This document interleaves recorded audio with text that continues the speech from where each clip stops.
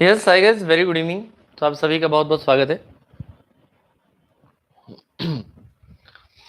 शुक्रिया Fatima, wish you the same. कौन सी लिंक की बात चल रही है भाई इधर? कौन सी लिंक चाहिए आपको? मैं भेजता हूँ, बताओ कौन सी लिंक चाहिए।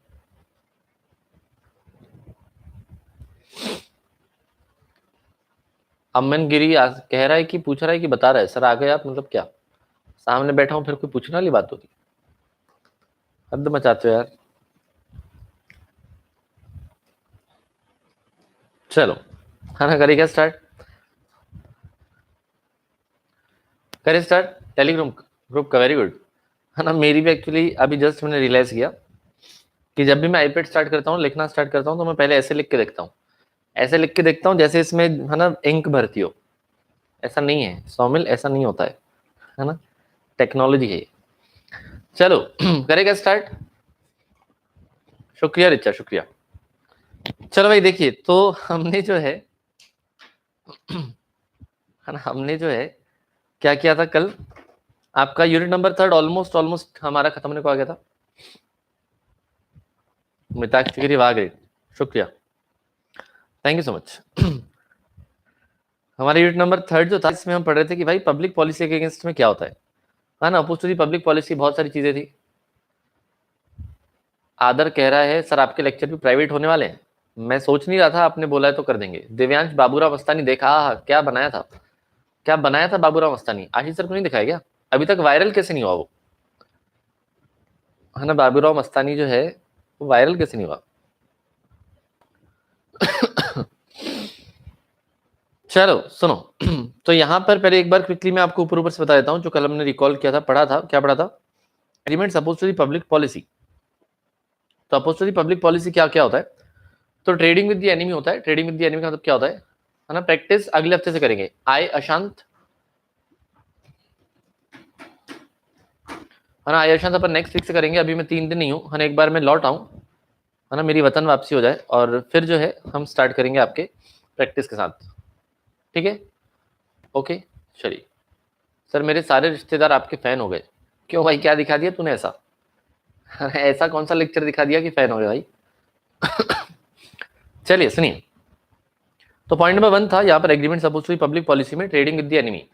सो अगर if we are in war with any of the country, अगर आप किसी कंट्री के साथ वॉर में है, उस टाइम पर अगर आप किसी भी तरह का एग्रीमेंट बनाएंगे without the permission from the government, then it will be void. और अगर पहले का आपका एग्रीमेंट या कॉन्ट्रैक्ट कुछ बना हुआ है, देन गवर्नमेंट उसको सस्पेंड भी कर सकती है, डिसॉल्व भी कर सकती है। डिसॉल्व मतलब होता है खत्म कर देना, सस्पेंड करना मतलब टेम्पररी पीरियड के लिए आप उसमें काम काज नहीं कर पाएंगे। ठीक है, तो आपका जो है बहुत, आप जो है तरक्की कर रहे थे टिकटॉक वगैरह में, पबजी वगैरह में, तो इसलिए सरकार ने छीन लिया। उनको लगा कि भाई, उनको लगा कि भाई कि आपका जो पर्सनल डेटा है वो सब चोरी हो जाएगा, इस वजह से आपके सॉन्ग्स और शायरी। ओ शुक्रिया। अर्चना के लिए गांजा वाला, गांजा वाला मत दिखाओ भाई, रिश्तेदारों को गांजा वाला मत दिखाओ, वो तुम्हारे लिए, है ना, कुछ घर की बातें घर में रहना चाहिए, घर का बेदी लंका ढाई मत करो। नेक्स्ट है स्टिफलिंग प्रोसिक्यूशन। स्टिफलिंग प्रोसिक्यूशन मतलब क्या होता है? You should not make a trade with the felony. मतलब you are trying, you are making an effort और you are entering into an agreement and you are trying to deviate the law from its normal course. अगर आप किसी proceedings को, किसी law को normal course में से दूर करने की कोशिश कर रहे हो, डेविएट करने की कोशिश कर रहे हो, then that is called as a stifling prosecution, that is not allowed. तो आप एग्जाम्पल में क्या लिख सकते हैं? That robber came to you, है ना, came at your house and वो रॉबरी करके गया था, बाद में आपने उसको पकड़ लिया, फिर आपने केस कर दिया था, तो वो आपके पास आया, आपके पैर पकड़ लिया, आपको कह रहा है कि नहीं नहीं नहीं नहीं, हमसे गलती हो गई, हमसे गलती हो गई, है ना, हमारे खिलाफ जो है केस नहीं किया जाए, हम पैसा वापस दे देते हैं। तो this is stifling prosecution, this is not allowed. But there are some kind of compoundable offences, है ना, there are some kind of biology tutorials भी है क्या, है ना, बायोलॉजी ट्यूटोरियल्स भी है क्या? ये तो बढ़िया बात है ना। अरे है ना, 1 मिनट, किसने भेजा था मुझे? है ना, 2 मिनट रुकिए, है ना, 2 मिनट रुकिए। ये बाबूराव मस्तानी तुमने वायरल कैसे नहीं किया? मैं तो दंग रह गया देख के। दिव्यांश ने भेजा था ना, just give me a minute.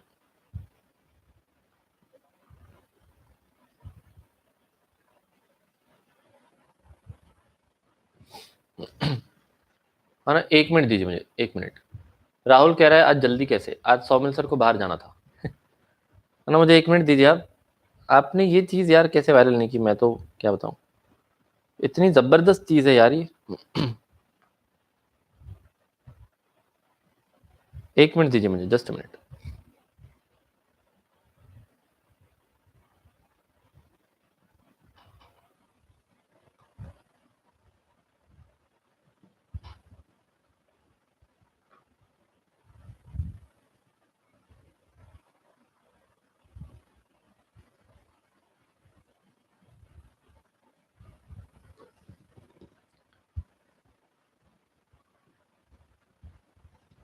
देख पा रहे हैं आप, ये बताइए। इतनी प्यारी चीज आपने अपने मित्रों को दिखाई नहीं। अरे दिस इज है, this is what, this is Baburao Mastani, है ना। कल वो बाबूराव मस्तानी कह रहा था, मैं कह रहा था नहीं बाजीराव मस्तानी है। उसने बोला नहीं बाबूराव मस्तानी है सर। ये तुमने वायरल कैसे नहीं किया भाई, मैं तो दंग रह गया। ये तो वायरल होना ही चाहिए, कितना प्यारा बनाया है, कितना प्यारा बनाया है। लेकिन ये आशीष सर को दिखाना आप, है ना। यस, ये आशीष सर को आप दिखाना, है ना भाई। ये गोपी सर और पलकू मैम, इनको दिखाना कि किसने बनाया पता नहीं, लेकिन भाई बहुत जोरदार बनाया। मेरी तरफ से आपको 11 रुपए इनाम। आशीष सर को अब आप ही दिखा दोगे, मुझे पता है, और मुझे पता है कि आशीष सर को आप ही दिखा दोगे। कितना प्यारा बनाया, लेकिन सच में यार, कितना सोचो। ओह, वेरी क्रिएटिव, क्रिएटिव लोग हैं आप लोग। चलो। कपिल का आइडिया अच्छा है। कपिल कह रहा है कल सब जूम पर अपनी प्रोफाइल यही लगा लेना। Very nice, very nice idea. चलो सुनो, सुनिएगा प्लीज बहुत ध्यान से, है ना। आप दिखाओ, आप, मैं तो दिखा दूंगा। मैं, आपको डर लगता है क्या, उसमें क्या है ना। आप दिखाओगे तो बढ़िया मजा आएगा। सर को, सर को बोलना सौमिल सर ने कुछ दिखाया था, सौमिल सर ने कुछ दिखाया था। नहीं भी दिखाओगे तो आप अपनी प्रोफाइल रख लेना। सर सबको बोलना है ना, सब प्रोफाइल रख लेना, और सर को बोलना प्रोफाइल देखो, प्रोफाइल देखो। मजा ही आ जाएगा। अर्चना कह रही है सर आपका नोरा के साथ बनाना चाहिए। आपकी इच्छा है, हमको कुछ नहीं। चलो, कोई कह रहा है सेंड कर देना, अभी मैंने दिया था ना, स्क्रीनशॉट लेना उसका। ठीक है, चलो सुनो। तो यहाँ पर हम सेकंड वाले पॉइंट में थे, स्टिफलिंग प्रोसिक्यूशन। तो इसमें एक और पॉइंट था आपका कंपाउंडेबल ऑफेंसेस। ठीक है, क्रिमिनल प्रोसीजर कोड जो है वो कुछ आपको एक लिस्ट बना के देता है कंपाउंडेबल ऑफेंसेस का। कंपाउंडेबल ऑफेंसेस का मतलब होता है दैट इसमें आप पैसे ले देके खत्म कर सकते हो, दैट सेटलमेंट इज अलाउड। तो जहां पर सेटलमेंट अलाउड रहता है दैट कॉन्ट्रैक्ट इज वैलिड। ठीक है, लेकिन जहां पर सेटलमेंट अलाउड नहीं रहता है वहां पर आपका कॉन्ट्रैक्ट वॉइड बना दिया जाएगा। ठीक है, परफेक्ट, क्लियर, है ना। चलिए, तो ये हो गया आपका क्या, स्टिफलिंग प्रोसिक्यूशन। थर्ड है मेंटेनेंस एंड चैम्पर्टी। तो मेंटेनेंस चैम्पर्टी का, है ना, आपको याद ही होगा। Maintenance and champerty I think आप भूल नहीं सकते, है ना। यहाँ पर जो दो लोग थे, कौन कौन था, है ना, नाम भूल गया मैं, लेकिन एग्जाम्पल याद है। यहाँ पर एक महिला ने दूसरी महिला से बालों से उसकी बहुत जलन होती थी। ठीक है, तो हमने बीच में एक प्रथम नाम के लड़के को लाया था, और प्रथम को हमने कहा था कि भाई तू उसके ऊपर केस करेगा, हम तेरे को पैसे देंगे। ठीक है, that was what, that was your, हाँ ये है। हाँ, आकृति जो है, आकृति को संपदा के बालों से, है ना, काफी जो है दिक्कत हो रही थी, काफी जलन हो रही थी। तो उसने प्रथम को बोला कि ये ले पैसे, है ना। आकृति ने जो है प्रथम को बोला कि भाई ये ले पैसे, केस कर दे, है ना, मेरा इसमें कुछ भी लेना देना नहीं है, बस मैं उसको परेशान करना चाहती हूँ। So that is called as maintenance, है ना, इसको आप कहते हैं मेंटेनेंस। और चैम्पर्टी का मतलब क्या होता है कि अगर यहाँ पर आकृति ने प्रथम को पैसा दिया होगा और बोला होगा तू केस कर दे, और अगर तू जीत गया तो आधा तू रख लेना, आधा मैं रख लूंगी, या जितना भी 70-30 60-40 आपको करना होगा, that is called as champerty. तो maintenance and champerty can be valid as well, है ना। आप किसी और को अगर पैसे दे रहे हैं, है ना, अगर आप किसी और को पैसे दे रहे हैं कि भाई आप जाके केस लड़ लेना, ठीक है, लेकिन आप सिर्फ परेशान करने के लिए दे रहे हो, ठीक है, सामने वाला तंग हो जाए, उसकी बदनामी हो जाए, उसको हार्म पहुंचे वगैरह वगैरह, ठीक है, या जबरदस्ती का आप केस कर रहे हो, तो आपका वैलिड नहीं होगा। But if there is a genuine reason, आप सामने वाले को परेशान नहीं करना चाह रहे हो, आप जेन्युइन किसी को पैसे दे रहे हो केस लड़ने के लिए, then that can be valid. Otherwise maintenance या चैम्पर्टी किसी को परेशान करने के लिए आपने दिया, then that will not be valid. Litigation मतलब होता है केस करना, लिटिगेशन भी मतलब केस को ही बोलते हैं। ठीक है, परफेक्ट, क्लियर ना, समझ आया। चलो अब सुनिएगा नेक्स्ट। तो ये आपने पढ़ा था मेंटेनेंस एंड चैम्पर्टी के बारे में।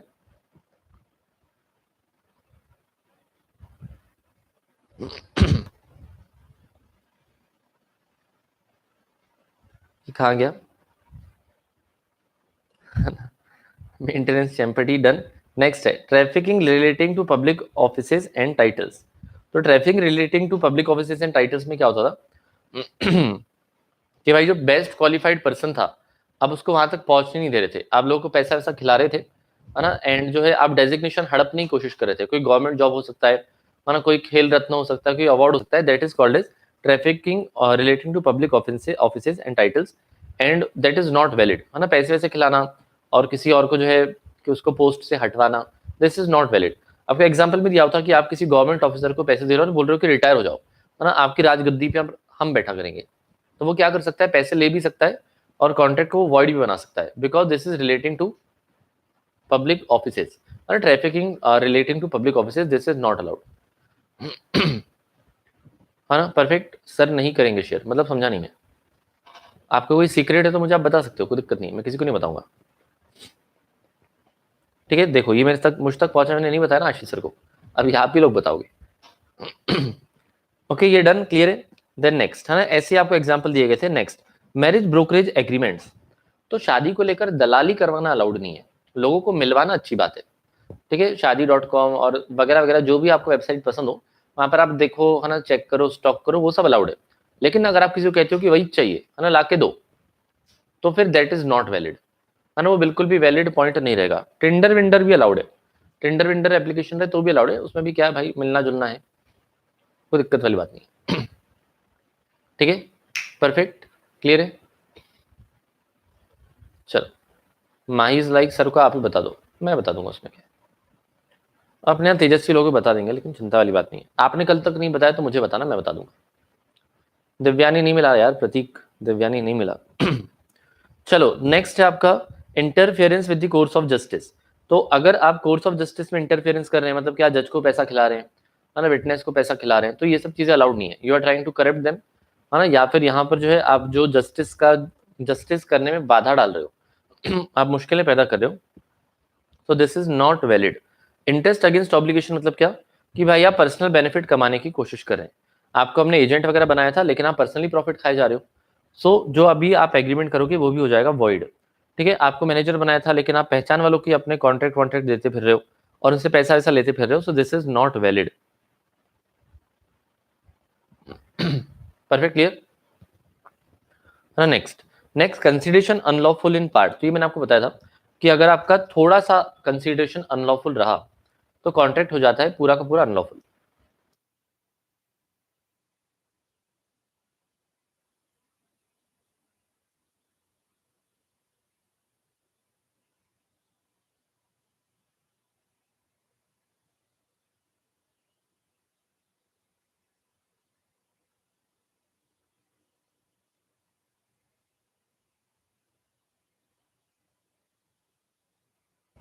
ओके, क्षमा करें, सुनिए, दिव्यांश कह रहा है मैं अभी आया, मैंने अभी बनाया, बहुत प्यारा बनाया दिव्यांश, मुझे बहुत पसंद आया वो। है ना, ठीक है गोयम, मैं शेयर कर दूंगा, चिंता ना करो। ठीक है, देखो नेक्स्ट है कंसिडरेशन अनलॉफुल इन पार्ट। तो हम क्या पढ़ रहे थे कि अगर आपको कुछ कंसिडरेशन बदले में कुछ भी मिल रहा है और वो थोड़ा सा अगर अनलॉफुल है, तो आपका वैसे तो पूरा का पूरा कॉन्ट्रैक्ट जो है वो भी अनलॉफुल हो जाएगा, वॉइड हो जाएगा। लेकिन हमको ये देखना पड़ेगा कि भाई कंसिडरेशन जो है वेदर इट कैन बी सीवियर्ड और नॉट, और whether it can be separated और नॉट। तो अगर आप कंसिडरेशन को सेपरेट कर सकते हो इलीगल वाले को, तो इलीगल वाले को अलग कर देना, जैसे पिज्जा का स्लाइस निकाल के आप फेंक सकते हो, rest of the contract will be valid. लेकिन अगर आप कंसिडरेशन अलग नहीं कर सकते, है ना, कॉफी में मक्खी गिर गई तो भाई जनरली आप नहीं पियोगे, मैं मान के चल रहा हूं, तो पूरा की पूरी कॉफी खराब हो जाएगी, so whole contract will be invalid. ठीक है, 9th पॉइंट एक्सप्लेन कर दूं ईशा करिए, ठीक है पढ़ लेते हैं, है ना, वैसे मैंने एक्सप्लेन कर दिया, एक बार पढ़ भी लेते हैं।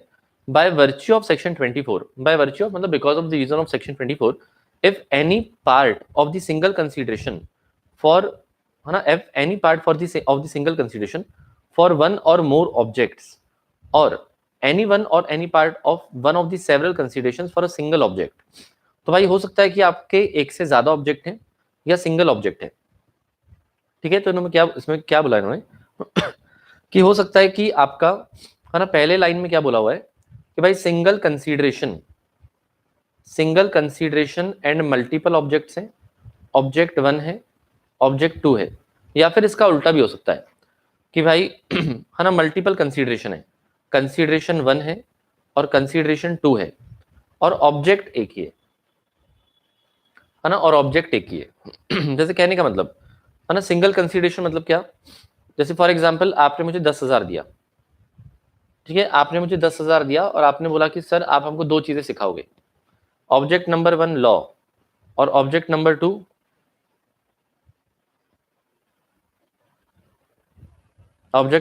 रोल करना, ठीक है। तो आपने देखो सिंगल कंसीडरेशन दिया है और आपने कहा है कि मैं आपको दो चीजें सिखाऊंगा, कौन कौन सी, एक लॉ और एक ऑब्जेक्ट 2, ठीक है।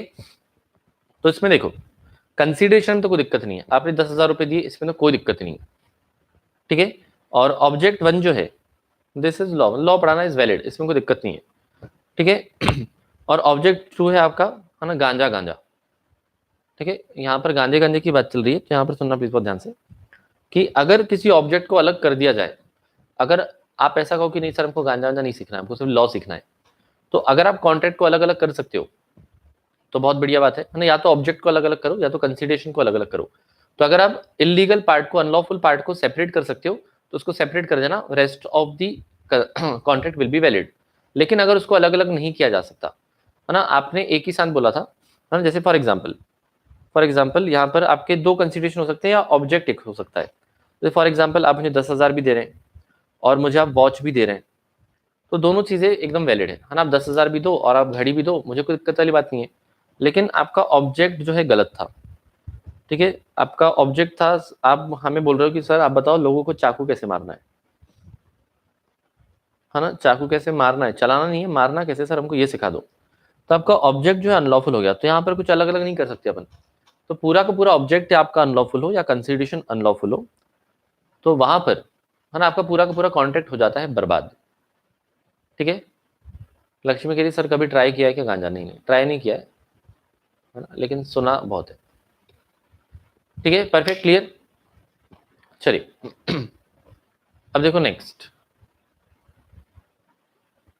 है ना, क्या सिखाओ, मीथे पे मिथिन, क्या लिख रहा है, बायोलॉजी ट्यूटोरियल्स क्या है, वो केमिस्ट्री का भाई है क्या ये, है ना, केमिस्ट्री का भाई है क्या, फिजिक्स को भी लेके आओ, फिजिक्स को भी लेके आओ, है ना, फिर बाकियों को भी लेके आ जाना एक एक करके, एक दिन मैथ्स लेके आना, फिर हिंदी लेके आना, फिर इंग्लिश लेके आना, है ना, सब भाई बहनों की टोली इधर ही बैठे रहना।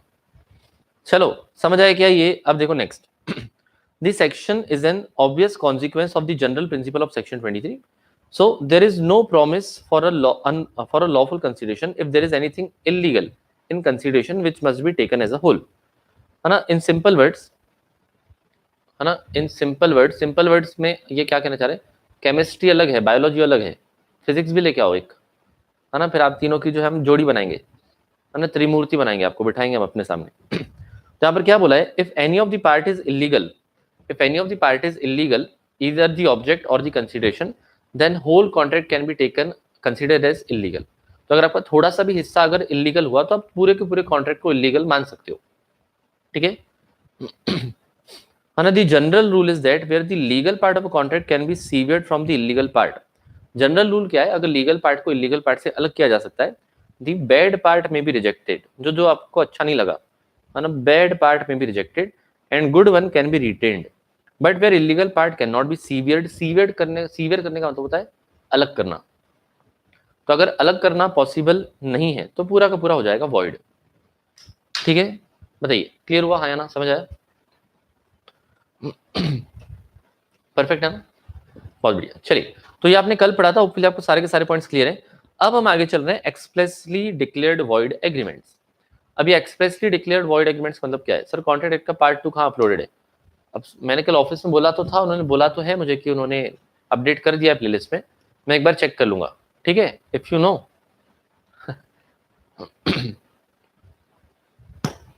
वाह यार, आदर कह रहा है मुझे बीकॉम में ड्रग एब्यूजिव नाम का सब्जेक्ट है, उसमें सभी ड्रग्स के बारे में बताया है, लाइक कोकीन वगैरह वगैरह। तो उसमें आपको यही सिखाते होंगे ना, इनसे दूर कैसे रहना है ना, इनका प्रयोग कैसे करना है वो तो आपको नहीं बताते होंगे ना, उम्मीद मेरी ऐसी है। चलिए सुनिए, तो यहाँ पर है कुछ कुछ agreements which are expressly declare to be void. तो यहाँ पर सरकार नहीं बोल के रखा है, मतलब लॉ नहीं बोल के रखा है कि भाई ये वॉइड है, पहले से, है ना, बचपन से आपको बता के रखा है कि ये वॉइड है। अरे मुझे एक मिनट जी, मैं पानी लेके आ जाता हूँ ना, जल जो है हमारा समाप्त हो चुका है, तो हमें जल ग्रहण करना है, तो एक मिनट का जो है आप विराम लें।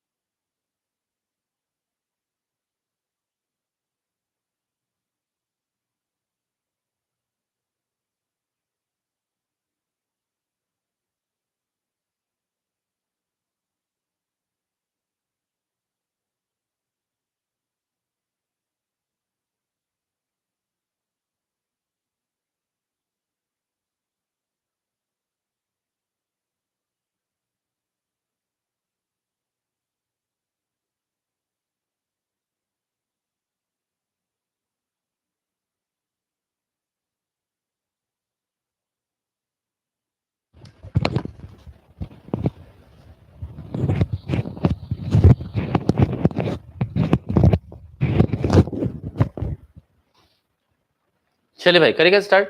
देखिए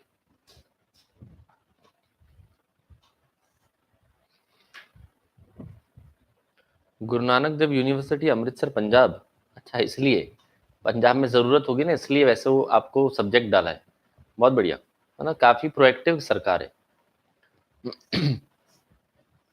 ओके चलिए सुनिएगा, तो यहाँ पर अब हम वॉइड एग्रीमेंट्स पढ़ते हैं। काफी सारे वॉइड एग्रीमेंट्स आपको दिए गए हैं 10-11, तो अपना को आज ये कंप्लीट करना है ना। सुनिए पहला क्या दिया हुआ है, पहला दिया हुआ है agreement in restraint of marriage.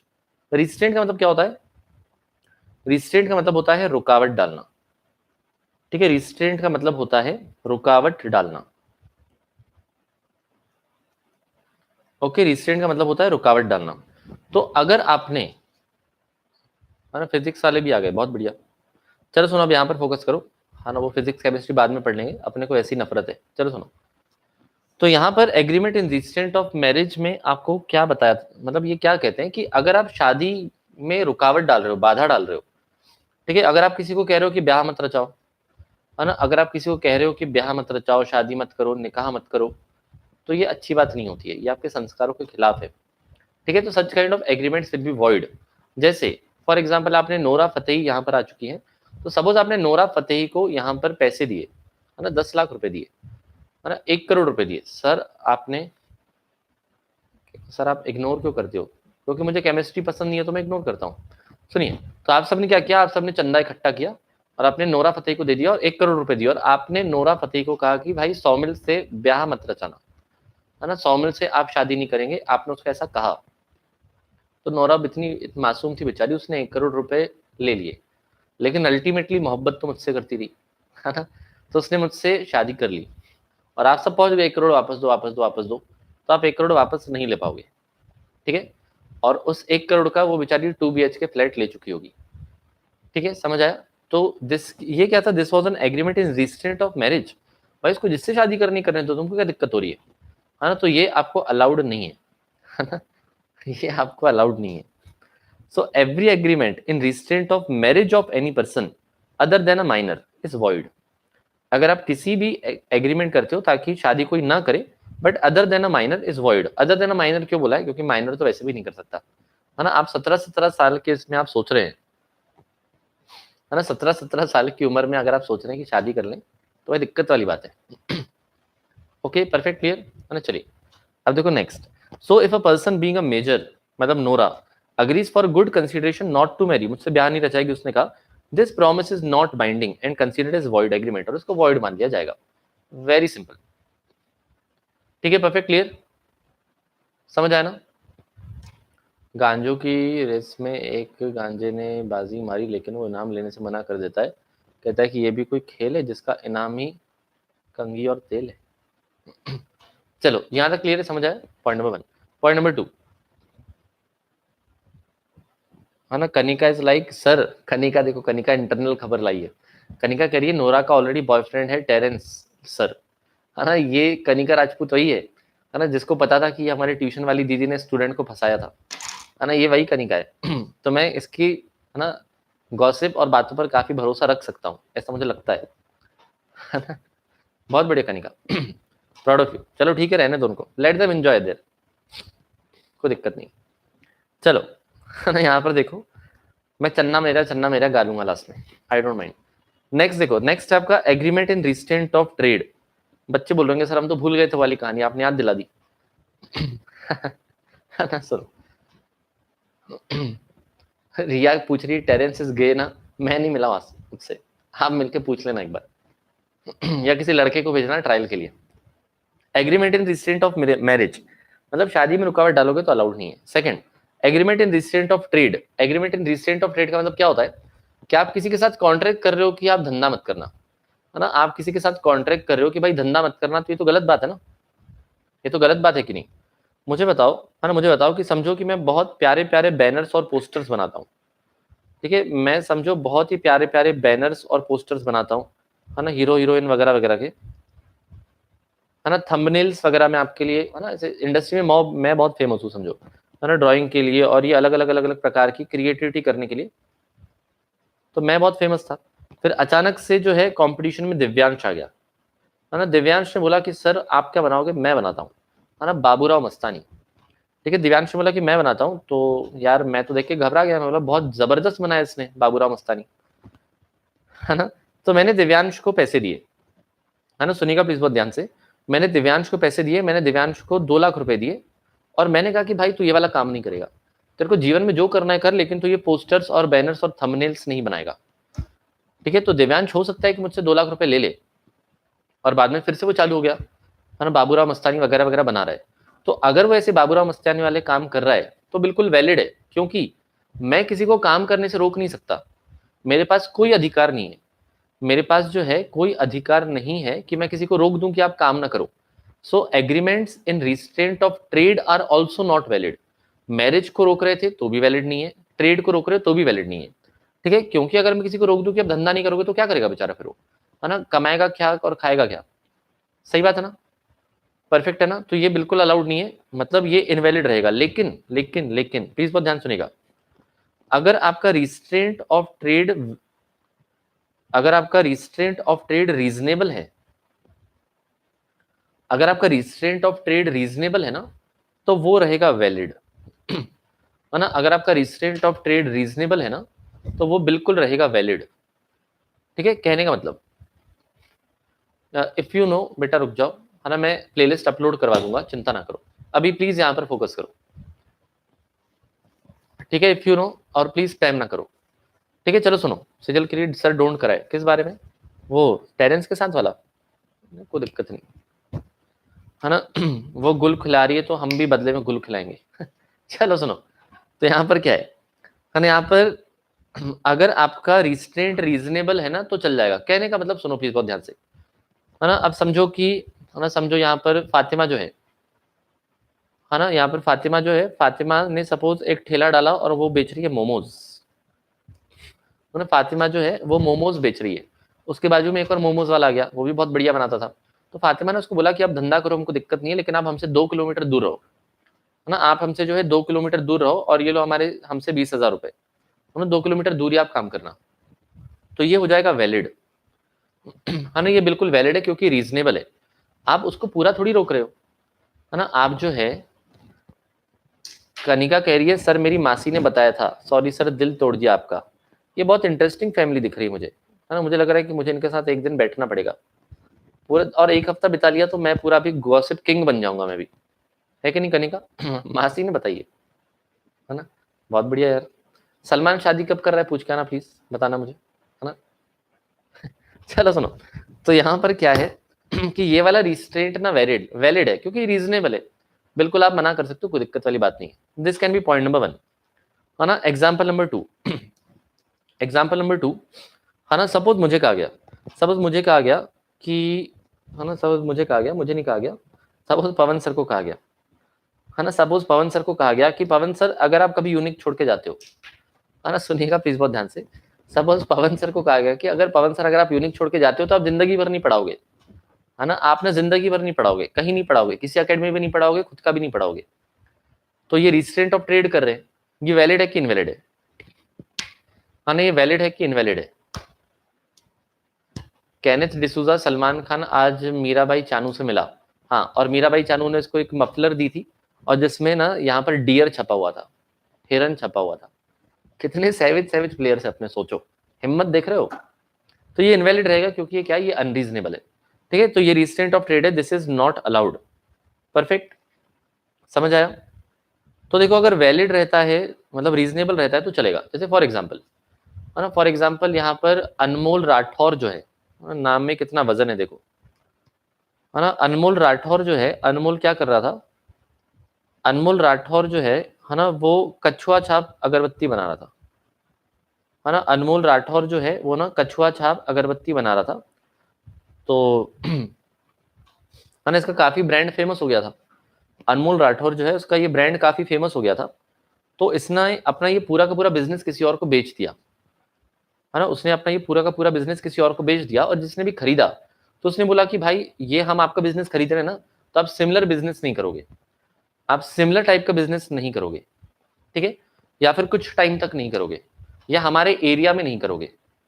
तो अगर अनमोल राठौर के ऊपर अगर ये वाले रिस्ट्रिक्शंस डाले जाते हैं तो वैलिड रहेगा क्योंकि ये रीजनेबल है। अब देखो, आप किसी का धंधा खरीद रहे हो, है ना, आप जो है सपोज जियो आपने खरीद लिया और मुकेश अंबानी कल ही नई मोबाइल कंपनी चालू कर दे, तो लोग तो उसी के पास जाएंगे ना, क्योंकि उसका नाम बना हुआ है। तो आपका क्या मतलब? परफेक्ट, समझ आए कि नहीं? ओके, है ना। चलिए, तो यहाँ पर क्या बोला है कि restraint of trade generally invalid होता है, बट इफ द रिस्ट्रेंट्स या obstacles are valid then it are reasonable, then it will be a valid contract. Perfect, correct है ना। चलिए, अब देखो इसको एक बार पढ़ लेते हैं, है ना, ये इंपॉर्टेंट है, काफी सारी चीजें आपको दी गई हैं और बहुत सारे एग्जांपल्स आपको मिलेंगे। पार्टनरशिप फर्म वाला मिलेगा, टीचिंग वाला मिलेगा, यहाँ वहाँ मत पढ़ाना, डॉक्टर वाला मिलेगा कि भाई डॉक्टर को हम कह सकते हैं कि अपना जो है पर्सनल आप धंधा चालू ना करो, पर्सनल क्लिनिक चालू ना करो, किसी को सुई लगानी है तो हमारे यहाँ पर आके लगाओ, इस प्रकार से। ठीक है, ये क्या बना है, कछुआ छाप अगरबत्ती रहती है ना, ऐसे जलाते हैं आप माचिस, है ना, coil coil. Okay, perfect, clear. Sir valid है कि नहीं? Shri is asking sir valid है कि नहीं restraint of trade? Restraint of trade if reasonable then it is valid, if the restraint of trade is reasonable then it is valid. एक line में आपका ऐसा है, लेकिन आपको एक लाइन नहीं लिखनी है, आपको ज्यादा लिखना है। ठीक है, समझ आया? अब चलिए सुनिएगा, सुनिएगा प्लीज बहुत ध्यान से। An agreement by which any person is restrained from exercising a lawful profession, trade or business of any kind, so it is void. तो अगर आप किसी को रोकने की कोशिश कर रहे हैं तो वैसे तो वॉइड होता है, but the rule is subject to following exceptions, लेकिन यहाँ पर एक्सेप्शंस भी हैं। ठीक है श्री, सुनते जाइए, लेकिन इसमें आपके जनरली वॉइड होता है, लेकिन उसमें एक्सेप्शंस भी हैं। क्या एक्सेप्शंस है, तो यहाँ पर फोकस करो। Namely where a person sells the goodwill of a business, है ना। एक एग्जांपल क्या दिया हुआ है कि आपने अपने बिजनेस की गुडविल बेची। ये गुडविल का मतलब क्या होता है, आपकी प्रॉफिट अर्निंग कैपेबिलिटी इन दी फोर्सिएबल फ्यूचर। आप फ्यूचर में कितना पैसा कमा सकते हैं, है ना, उसकी आप प्रोबेबिलिटी निकालते हैं, that is called as goodwill. मतलब आपका नाम कितना बना हुआ है मार्केट में, आपकी reputation, that is called as goodwill. ठीक है, and agrees with the buyer to refrain, refrain मतलब नहीं करूंगा, है ना। रिफ्रेन का मतलब क्या होता है, रिफ्रेन का मतलब होता है नहीं करूंगा, है ना। रिफ्रेन का मतलब होता है नहीं करूंगा। From carrying on a similar business, तो जिसने आपको गुडविल बेचा है उसने बोला है कि मैं सिमिलर बिजनेस नहीं करूंगा, है ना, with in specified local limits, मतलब आसपास नहीं करूंगा, यहां मच्छर नहीं मारूंगा और कहीं पर मच्छर मार सकता हूं। ठीक है, so long as the buyer or a successor in interest carries on a like business therein, such an agreement is valid। ठीक है, इसके कहने का मतलब क्या है कि बायर या फिर उसका सक्सेसर रहा, है ना, और वो चीजों को फॉलो कर रहा है, तो वो एग्रीमेंट वैलिड होगा, है ना। अगर बायर या सक्सेसर अगर इन चीजों को फॉलो कर रहा है, मतलब जब तक कंटिन्यू कर रहा है, जिसने खरीदा है जब तक वो बिजनेस कर रहा है ना, ये कॉइल बनाने वाला, तब तक वो बिजनेस वैलिड रहेगा, है ना। प्लीज अब यहाँ पर फोकस करो, है ना। मैं ज्यादा मस्ती मजाक करता हूँ तो आप तो फ्लो में बह ही जाते हो, है ना, फिर मैं कल से ऐसे नहीं करूंगा, है ना। मैं यहाँ पर पढ़ा रहा होता हूँ तो आप जो है इधर उधर की बातें करते हो, यहाँ पर फोकस करो, है ना। बस मेरे साथ साथ मस्ती क्या करो, मैं खत्म कर देता हूँ, आप भी खत्म कर दिया करो, बह मत जाया करो फ्लो में, यहाँ पर फोकस करो। ठीक है, goodwill is the advantage enjoyed by a business on account वगैरह वगैरह, चलो ठीक है, गुडविल का मतलब आपको पता है, लिखने की जरूरत नहीं है ना। सेकंड देखो, the local limits within which the seller of a goodwill agrees not to carry on similar business must be reasonable. तो अगेन सेम, अगर सामने वाले पर्सन ने कहा है ना, अगर सामने वाले पर्सन ने कहा है, क्या कहा है आपको, कि मैं लोकल लिमिट्स में यहां पर काम नहीं करूंगा, तो वो वैलिड रहेगा। पब्लिक पेट्रोनेज मतलब पब्लिक का आपके प्रति प्यार, है ना, आपके प्रति loyalty, that is called as public patronage. ठीक है, कि आपके प्रति लोग कितने लॉयल हैं, that is called as public patronage. ठीक है, परफेक्ट, क्लियर,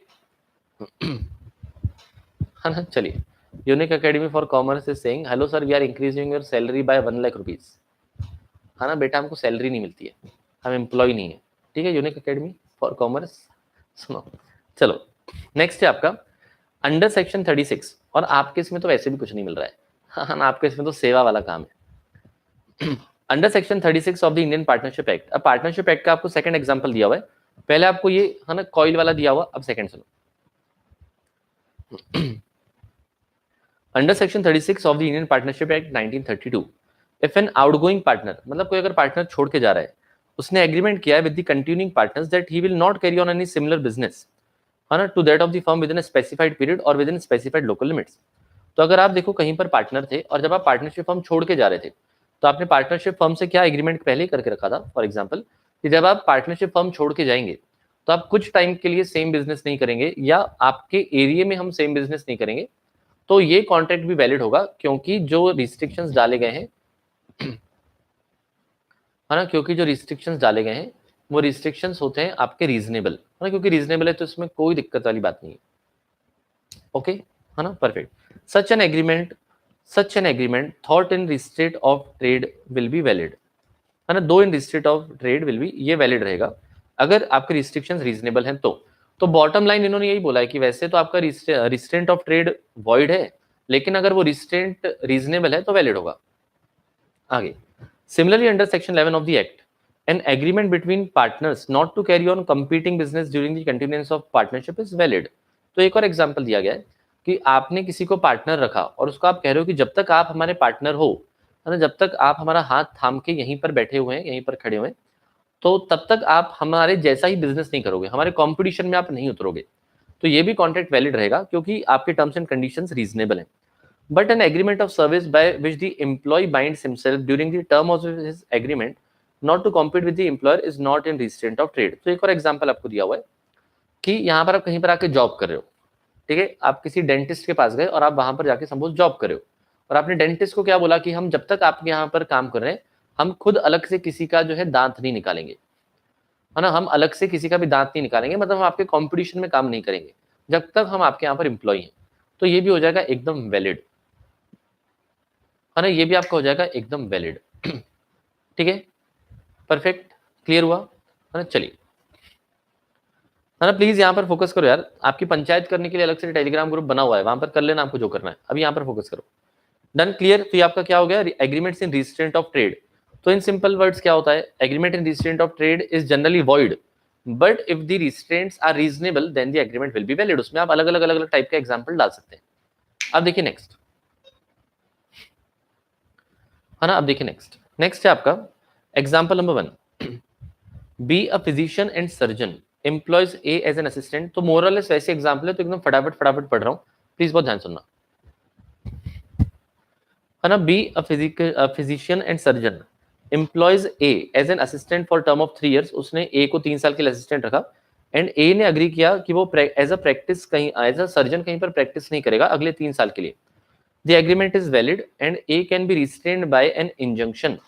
तो ये जो आपके असिस्टेंट ने कहा कि मैं 3 साल तक सिमिलर काम नहीं करूंगा, ये एकदम वैलिड कॉन्ट्रैक्ट है, और अगर उसने वो काम किया तो आप उसको रोक सकते हो बाय इंजंक्शन। इंजंक्शन का मतलब होता है स्टे ऑर्डर, इंजंक्शन का मतलब होता है स्टे ऑर्डर, है ना। आप स्टे ऑर्डर लेके आ सकते हो, मतलब कोर्ट में जाके कह सकते हो कि भाई इसने कॉन्ट्रैक्ट साइन किया था लेकिन फिर भी हमारा कंपटीशन वाला बिजनेस कर रहा है, तो कोर्ट उसको मना करेगा कि आप ये काम मत करो, that is called as injunction. ठीक है, अगर पार्टनर तोड़ दे फिर कर सकता है, तो डिपेंड करता है आपका कॉन्ट्रैक्ट कैसा है ना। मैथ्स ट्यूटोरियल्स आपके कॉन्ट्रैक्ट के ऊपर डिपेंड करता है। ठीक है, परफेक्ट, क्लियर है। चलो, तो यहाँ पर क्या है ना, A can be restrained by injunction if he starts independent practice during this period. तो यहाँ पर कोर्ट जो है इसको आके रोक सकती है। अब देखो नेक्स्ट, मैंने देखो जिनको पंचायत करनी है कह रहे हैं हमको भी ज्वाइन करो, हमको भी ज्वाइन करो, है ना, जीवन में कम टाइम पास है आपके। Example number 2, an agreement by a manufacturer to sell during a certain period. किसी सर्टेन पीरियड में वो सारा का सारा प्रोडक्शन एक ही इंसान को बेचेगा, तो ये भी वैलिड है ना, ये भी बिल्कुल वैलिड है। ओके, अगर आप समझिए कि आप ना बॉटल के कैप बनाते हैं, है ना, आप बॉटल के ढक्कन बनाते हैं, और वो बॉटल के ढक्कन आपने किसी को कह के रखा है कि मैं सिर्फ आपको ही बेचूंगा, है ना, मैं सिर्फ और सिर्फ आपको ही बेचूंगा for 2 months 3 months 1 year 2 years जो भी है, तो ऐसे वाले आपके कॉन्ट्रैक्ट भी वैलिड होते हैं क्योंकि फॉर अ सर्टेन पीरियड बोला है इस वजह से। ठीक है, देखो नेक्स्ट क्या बोला है, agreement among the sellers of a particular community not to sell community for less than a fix price is not an agreement in restraint of trade. ठीक है, जैसे कई बार देखो एसोसिएशंस होते हैं और वो आपस में डिसाइड करते हैं कि भाई इतने से कम में आप जो है काम नहीं करेंगे। ऐसा जो आईसीआई है ना, आईसीएआई ने भी कह के रखा है ना, आईसीएआई ने भी सारे चार्ट अकाउंटेंट्स को कह के रखा है कि भाई इससे कम में काम नहीं करोगे। कहने का मतलब देखो, एक ना सर्कुलर इशू होता है हर साल, वो कहते हैं कि जब आप लोगों के आईटीआर फाइल करते हो ना, इनकम टैक्स के रिटर्न फाइल करते हो ना, तो सैलरीड एम्प्लॉय से, है ना, 3,000 से 5,000 ले सकते हो आप, है ना, एक रिटर्न फाइल करने का, कि भाई जो जॉब कर रहा है अगर उसका इनकम टैक्स का रिटर्न फाइल करना है तो उसे 3,000 से 5,000 लो, है ना। बिजनेस वाले से आप 10,000 से लेकर 5,000 15,000 रुपए ले सकते हो, है ना। जीएसटी के काम के लिए आप कम से कम 3,000 रुपए लो, रिटर्न के लिए 5,000 लो। तो ऐसा, है ना, तो ऐसा आपने कोई भी एसोसिएशन डिसाइड कर सकता है कि हम इससे कम नहीं बेचेंगे, है ना, हम लोग इससे कम नहीं बेचेंगे, ऐसा डिसाइड किया जा सकता है और वो फिर भी वैलिड होगा, है ना। कई बार क्या होता है कि भाई अपने प्रोफेशन की कीमत को बनाए रखने के लिए अपन ये सब कदम उठाते हैं, लेकिन फिर भी लोग जो हैं, है ना, फिर भी लोग जो है ना, फिर भी बहुत सस्ते में काम करते हैं। अब सैलरीड वाले का जो काम है, कोई 500 रुपए में भी कर देता है ना, कोई 100 रुपए में भी कर देता है, और कुछ ऑनलाइन पोर्टल्स हैं वो तो फ्री में भी कर देते हैं, है ना। बिजनेस का कोई आपका रिटर्न फाइल कर रहा है तो कोई 10,000 में करके देता है, कोई 5,000 में करके दे देता है। तो मतलब लोग अपने हिसाब से करते हैं, लेकिन अगर आपने आपस में डिसाइड किया then that will be valid, है ना। जैसे आप किसी सपोज सैलून वाले के यहाँ पर गए, तो सैलून वाले के यहाँ पर प्राइस लिस्ट लगी हुई रहती है, तो कईयों के यहाँ पर लगी रहती है कि भाई हमारे पूरे एसोसिएशन ने डिसाइड किया है कि भाई कटिंग का कम से कम 100 रुपए लेंगे, है ना, मसाज का कम से कम 200 रुपए लेंगे, तो ये होता है वैलिड। ठीक है, परफेक्ट। अमन कह रहा है मैं करता हूँ जीएसटी रिटर्न, बधाई हो। बहुत बढ़िया, अमृत को भी आता है ना। अमृत भी बहुत मॉल वॉल घूम रहा था भाई, देखा हमने आपका, है ना, इंस्टा पे। मतलब इसमें टाइम पीरियड होना चाहिए, बाकी चीजों में टाइम पीरियड होना चाहिए, इसमें नहीं। सर नो फ्री में कर रहे हैं तो वॉइड नहीं होगा एज पर दी आईसीआई गाइडलाइंस? नहीं नहीं, वो गाइडलाइंस है ना, मतलब लॉ नहीं है, गाइडलाइंस है। गाइडलाइंस का मतलब क्या होता है, फॉलो करना है करो, नहीं करना है मत करो, किया तो अच्छा, नहीं तो कोई दिक्कत नहीं है, लॉ नहीं है। ठीक है, परफेक्ट, है ना। उसके बाद आपको ये 1.3.34 पे आपको सजाने के लिए दिया गया है, उसको अपन साइड में रखते हैं। तो ऊपर के सारे पॉइंट समझ आए, है ना। पहले आपने पढ़ा था agreement in restraint of marriage, this is not allowed, this is void. Agreement in restraint of trade is generally void, but अगर वो रिस्ट्रेंट्स आपके रीजनेबल है then this will be valid. Amrit कह रहा है कहाँ देख लिया, इंस्टा पे देखा ना, इंस्टा पे डाल तो रहे हो आप 1-2 दिन से, है कि नहीं अमृत, डाल रहे हो कि नहीं? देखो नेक्स्ट, है ना। अब देखिएगा नेक्स्ट प्लीज बहुत ध्यान से। अमन कह रहा है मैं बैंक ऑफ बड़ौदा में कैशियर एग्जीक्यूटिव भी रह चुका हूँ, वाह यार। सेक्शन जो है इंपॉर्टेंट नहीं है, याद रख पाओ तो वेल एंड गुड, नहीं रख पाओ तो भी कोई चिंता वाली बात नहीं। अब देखो नेक्स्ट, है ना, यहाँ पर आ जाए, सुनिएगा। तो यहाँ पर आपका agreement in restraint of legal proceedings, agreement in restraint of legal proceedings. तो अगर रिस्ट्रेंट मतलब क्या, रुकावटें डालना। अगर आप लीगल प्रोसीडिंग्स में रिस्ट्रेंट डालने की कोशिश कर रहे हो, मतलब रुकावट पैदा करने की कोशिश कर रहे हो, तो even this is expressly void.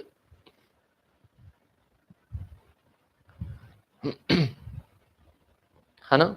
So agreement in restraint of legal proceedings, तो प्लीज अब यहाँ पर ध्यान दें, यहाँ पर क्या बोला है कि अगर आप लीगल प्रोसीडिंग्स में रुकावट डालने की कोशिश कर रहे हो, मतलब सेम, है ना, आप जो है भाई जज को पैसा खिला रहे हो, विटनेस को पैसा खिला रहे हो, that will not be valid. An agreement in restraint of legal proceeding is the one in which any party to that is restricted absolutely from enforcing his rights.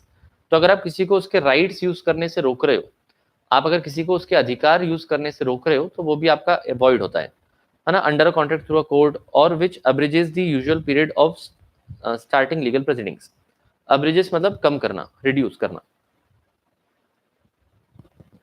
ठीक है, मतलब आप किसी को क्या कह रहे हो, आपने किसी के साथ कॉन्ट्रैक्ट करवा लिया, है ना, आपने जो है किसी के साथ कॉन्ट्रैक्ट कर लिया, किस बात का कॉन्ट्रैक्ट कर लिया आपने, कि आप अगर कुछ झगड़ा हुआ तो आप कोर्ट नहीं जा पाओगे। ठीक है, या फिर जो है ना, 1 मिनट, हाँ 1 मिनट कॉल आ रहा है, 1 मिनट।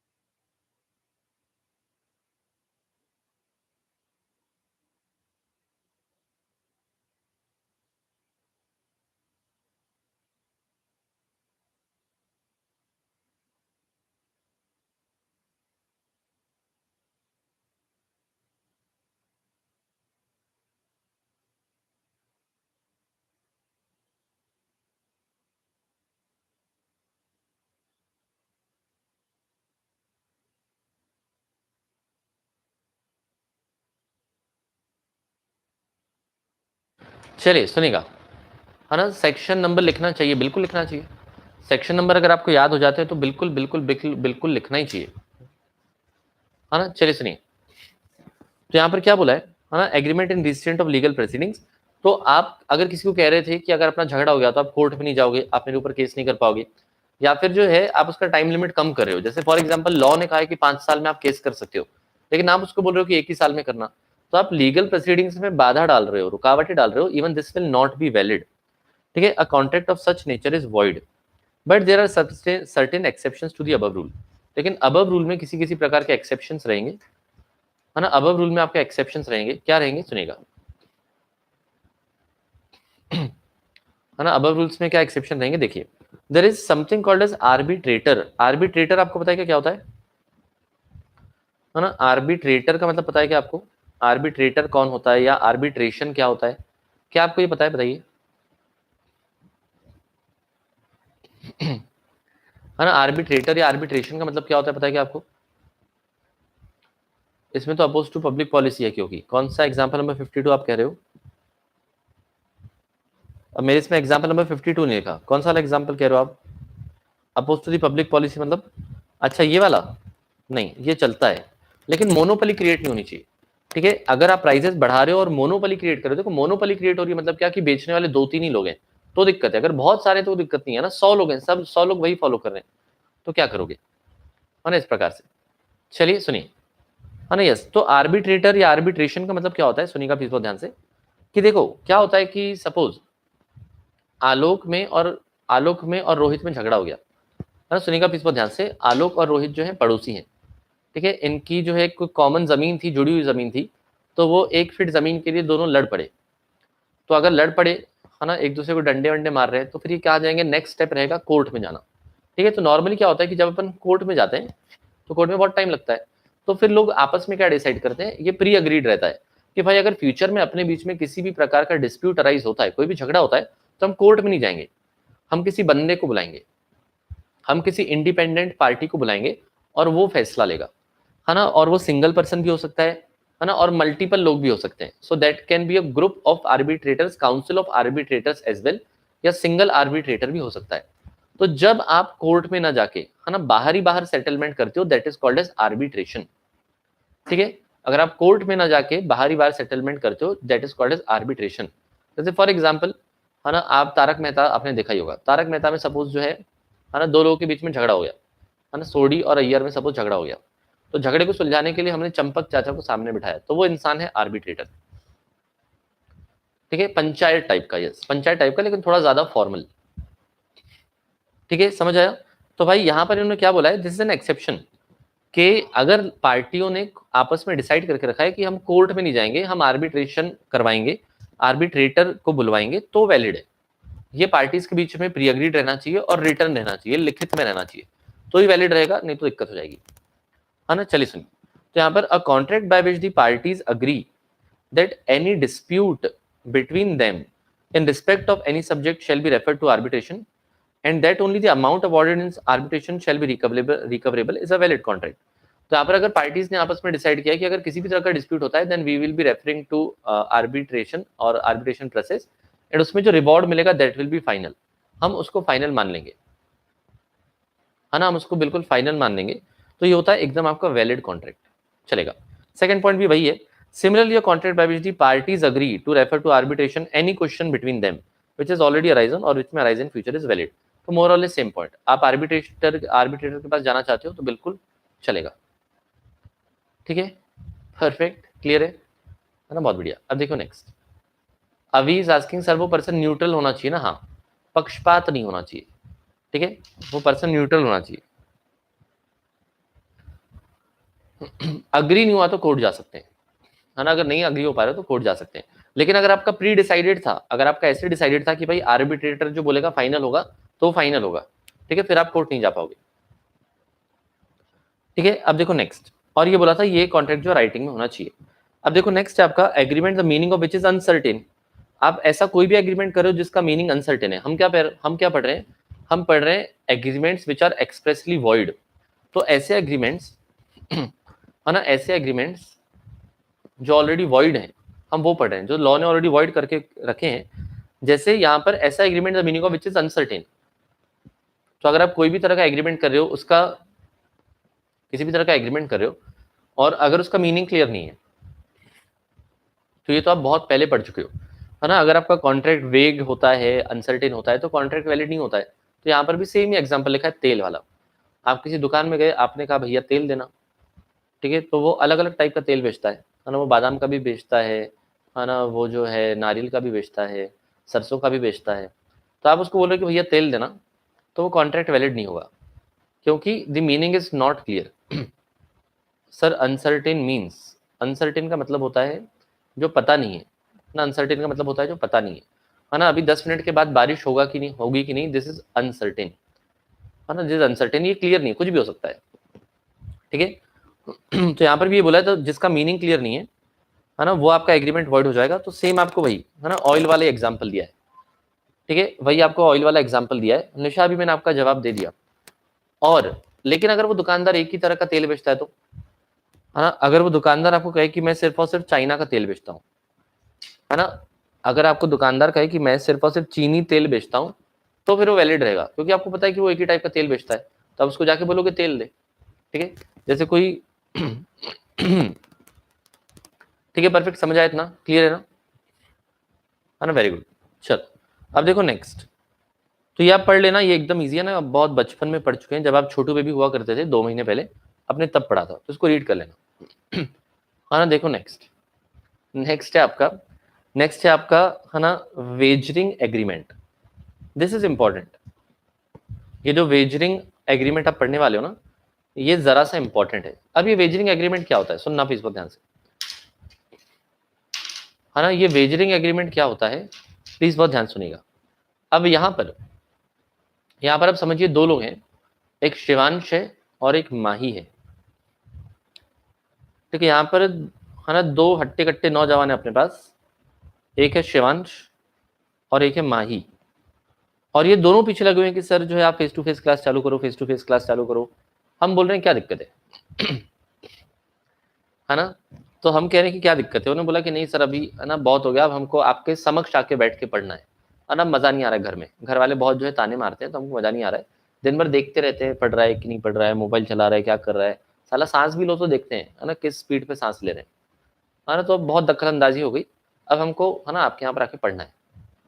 मैंने बोला ठीक है, फेस टू फेस आप इतना कह रहे हो, आप इतना कह रहे हो तो चालू कर देते। तो देखो, शिवांश और माही एकदम गहरे मित्र, ये क्लास में आए, तो 10-15 दिन की क्लास हुई, तो काफी लोग यहाँ पर बैठे हुए थे ना क्लास में, जो है काफी लोगों को इन्होंने देखा, है ना, काफी लोगों को इन्होंने देखा और बातचीत की, हौले हौले दोस्ती की। फिर उनको ना बाद में एक कन्या बहुत पसंद आ गई, है ना, उनको जो बाद में ना एक कन्या बहुत पसंद आ गई। ठीक है, तो दोनों को एक बहुत कन्या पसंद आ गई, तो शिवांश और माही जो है ना, दोनों इसी कन्या को देखा करते थे।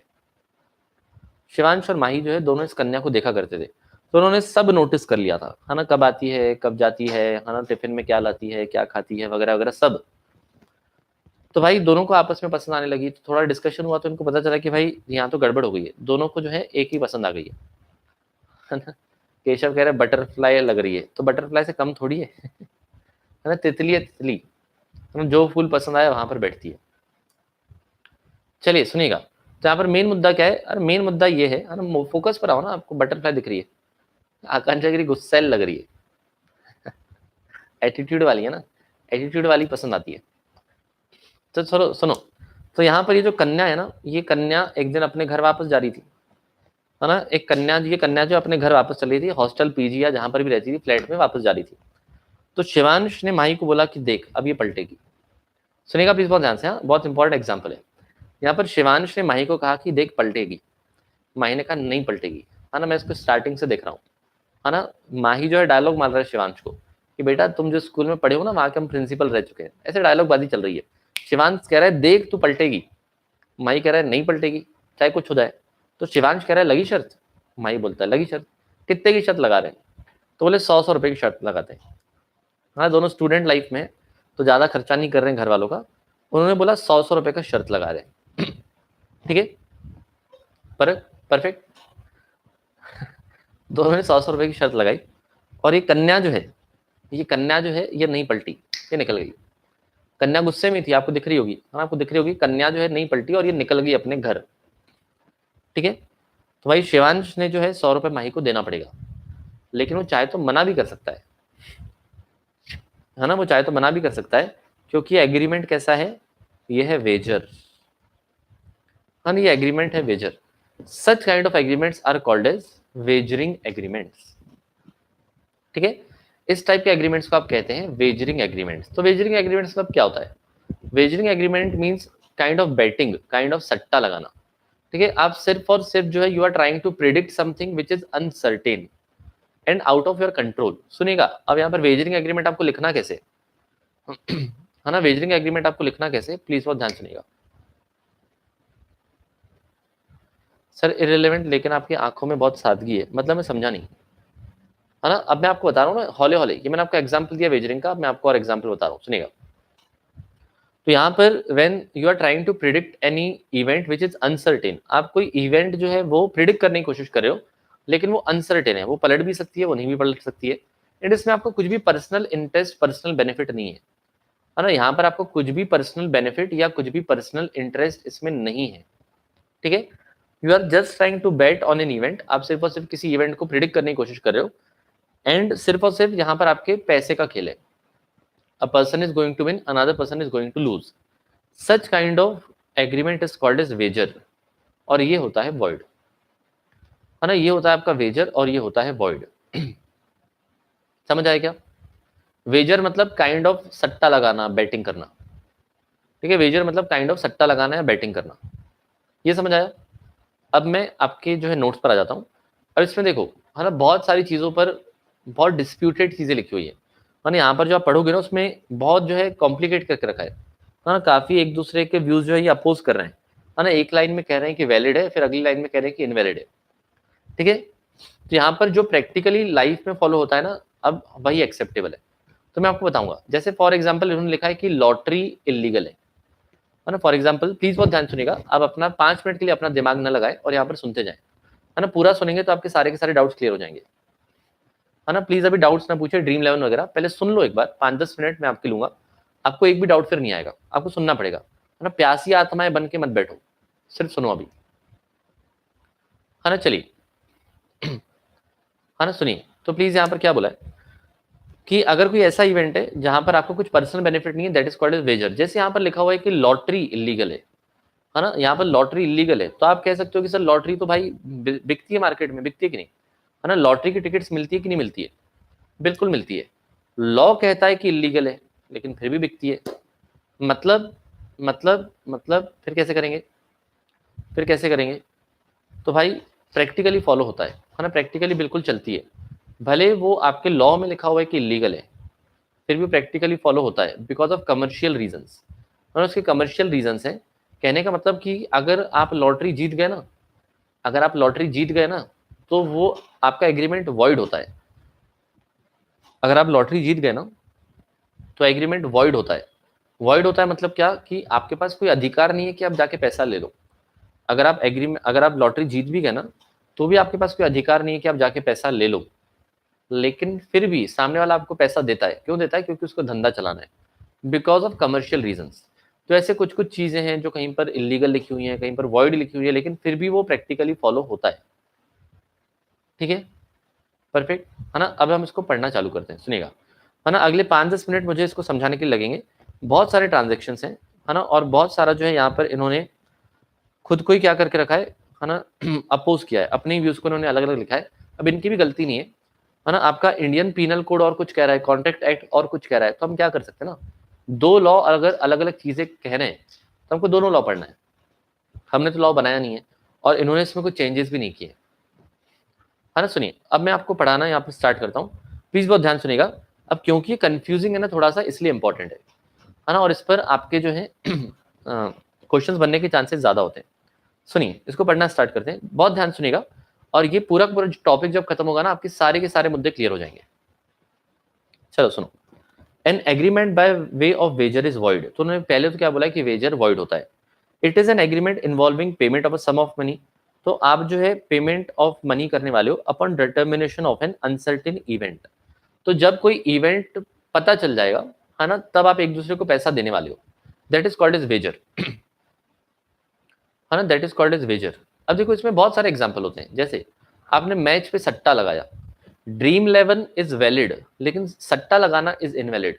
अब आप बोलोगे सर एक ही बात है, नहीं, एक बात नहीं है, है ना, एक ही बात नहीं है, क्यों नहीं, मैं आपको बताता हूँ, सुनिएगा सुनिएगा प्लीज बहुत ध्यान से।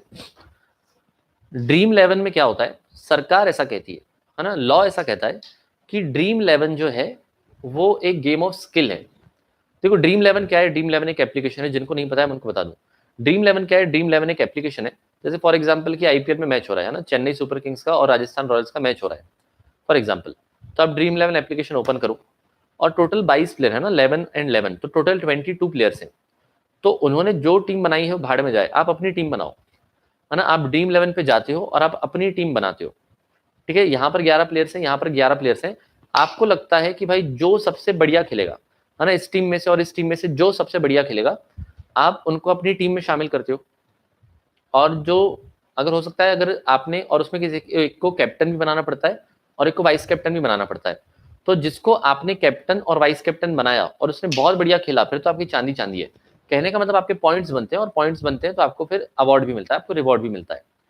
तो यहाँ पर कानून कहता है कि ड्रीम 11 जो है that is a game of skill. क्यों गेम ऑफ स्किल है, क्योंकि आप अपना उसमें दिमाग लगा रहे हो, है ना। आप क्या कह रहे हो कि ये 22 प्लेयर हैं, हमने इनको एनालाइज किया है, हमको पता है कौन फॉर्म में है, कौन फॉर्म में नहीं है ना, कौन अपनी बीवी को जो है अपने साथ टूर में कैरी कर रहा है, मतलब उसको लेके आ रहा है, तो बीवी के साथ मजे मार रहा होगा, तो अच्छा हो सकता है अच्छे परफॉर्म ना करे, है ना। या कोई प्लेयर है वो रात रात को जो है पब में जाता है, क्लब में जाता है खेलने के लिए, तो this is a game of skill. So dream 11 is valid, है ना, ड्रीम 11 इज वैलिड। ठीक है, और वहीं पर, है ना, वहीं पर सपोज निखिल जो है, निखिल सट्टा लगवाता है, हाँ निखिल सटोरी है, वो सट्टा लगवाता है। तो मैंने निखिल को फोन किया, मैंने बोला भाव क्या चल रहा है ना, मैंने बोला भाव क्या चल रहा है, तो निखिल ने बोला 5 का 10, है ना, निखिल ने बोला 5 का 10, है ना। Suppose for example Virat Kohli का, मैंने बोला कि विराट कोहली के 50 रन का भाव क्या चल रहा है। कहने का मतलब विराट कोहली 50 रन बनाएगा कि नहीं बनाएगा, है ना, विराट कोहली 50 रन बनाएगा या नहीं बनाएगा, उसका भाव क्या चल रहा है। तो उसने बोला 5 का 10। कहने का मतलब कि मैं 5 रुपए लगाऊंगा, और अगर उसने विराट कोहली ने 50 रन बना लिए तो मुझे 10 रुपए मिलेगा, और अगर नहीं बनाया तो मेरे 5 रुपए गए, है ना, मेरे 5 रुपए गए। मतलब अगर मैं 1 रुपया लगाऊं, मतलब 1 लाख लगाऊं तो 2 लाख हो जाएगा, 5 लाख लगाऊं तो 10 लाख हो जाएगा।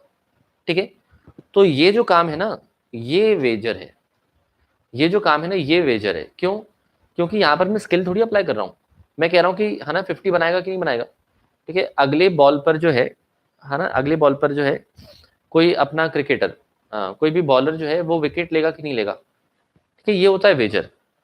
ठीक है, लेकिन ड्रीम 11 वगैरह आपका वैलिड माना जाता है, क्योंकि उसमें आप प्रॉपर टीम बनाते हो वगैरह वगैरह। परफेक्ट, क्लियर है। अमन गिरी कह रहा है किसी को सीखना हो तो आ जाना मेरे पास। ठीक है, फातिमा लिख रही है HUN, हाँ मंजे पूछना क्या चाह रहे हो आप, है ना। तो यहाँ पर चैट की भाषा हम नहीं समझ पाते, है ना, चैट की भाषा अपने वाले को समझाओ। केबीसी वैलिड है, केबीसी भी वैलिड है भाई, केबीसी गेम बिल्कुल वैलिड है। उसमें भी तो नॉलेज और स्किल का खेल है ना, आपके पास ज्ञान होगा, आपके पास ज्ञान की गंगा बहेगी तो ही तो आप जीत पाओगे, नहीं तो कैसे जीतोगे, है ना। वो बात अलग है कि उस पर 30% टैक्स लगता है ना, वो बात बिल्कुल अलग है कि उस पर 30% का टैक्स लगाया जाता है ना। वो हम पढ़ेंगे, आप सीए इंटर में पढ़ेंगे टैक्स का। ओके चलो अब इसको पढ़ लें आगे। The essence of the wager is that each side should stand to win और लूज, है ना। वेजर का मेन एसेंस मतलब क्या है कि उसकी आत्मा, एसेंस का मतलब होता है आत्मा। तो भाई यहाँ पर जो भी दो पार्टीज होती है ना, उनको सिर्फ जीतना और हारना है, उनका और कोई मतलब नहीं है ना, उनका और कोई मतलब नहीं है, उनको सिर्फ जीतने और हारने से मतलब है। जैसे यहाँ पर, है ना, यहाँ पर आकांक्षा एंड स्प्रिया, है ना, आकांक्षा और स्प्रिया जो है, सपोज ये गोवा बीच पे गए, है ना, गोवा वाले बीच पे, है ना, रानी आके बीच के, तो सुनो ऐसा भी होता है क्या, हाँ अच्छा, फातिमा ने एक्सप्लेनेशन दिया है, होता है ना सट्टे के बारे में आपको नहीं पता होगा, यहाँ पर बहुत लोग आपको सट्टे के बारे में बता देंगे।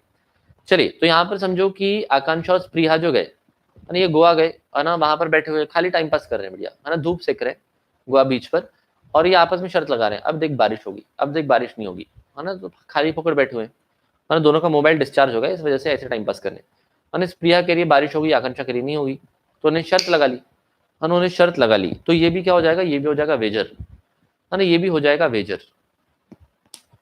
ठीक है, Shivansh is saying you can text me, बहुत तेज हो रहे हैं लड़के अपने, है ना। चलो तो यहाँ पर क्या बोला है कि भाई दोनों को सिर्फ जीत और हार से मतलब है, एक दूसरे को पैसे देने वाले हैं, and we are trying to predict an event which is uncertain, हमको पता नहीं है बारिश होगी कि नहीं होगी, है ना, depending on the way depend on the way an uncertain event takes place in reference with the chances taken and occurring of which neither of the parties has legitimate interest। और वो जो इवेंट होने वाला है उसमें दोनों parties का कुछ भी कोई इंटरेस्ट नहीं है, उनका कोई पर्सनल फायदा नहीं है, पर्सनल बेनिफिट नहीं है, ठीक है, सिर्फ जीत हार के लिए खेल रहे हैं। ये आपका हो जाता है वेजर। अब देखो वेजर का आपको ये पैरा बताया गया है और एसेंशियल्स ऑफ वेजर जो बताया ना, आप एग्जाम में ये लिख के आना, है ना, आप एग्जाम में ये लिख के आना। कौन बहुत देर से लिख रहा है कि सर आप लिखवा दो, फातिमा ही लिखवा रही है आई थिंक, अब वो कह रही है मतलब फातिमा ये लिख के आ जाना, एकदम ईजी है ना, इसलिए लिखवा रहा हूँ। चलिए सुनिए, तो यहाँ पे देखो एग्जाम्पल क्या दिया हुआ है, A agrees to pay rupees B 50,000 if it rains, है ना, तो भाई बारिश के लिए 50,000 रुपए का सट्टा लगा रहे हैं, शर्त लगा रहे हैं, है ना, एंड बी प्रोमिसेस टू पे a like amount if it does not rain, तो एक कह रहा है बारिश होगी तो मैं पैसे दूंगा, है ना, नहीं होगी तो तू पैसे देना, इस टाइप का, ठीक है। The agreement will be by way of wager, but if one of the parties has control over the event, लेकिन अगर एक आध पार्टी का उसके ऊपर कंट्रोल है तो वेजर नहीं होगा, है ना, एक आध पार्टी का अगर इवेंट के ऊपर कंट्रोल है तो वेजर नहीं होगा,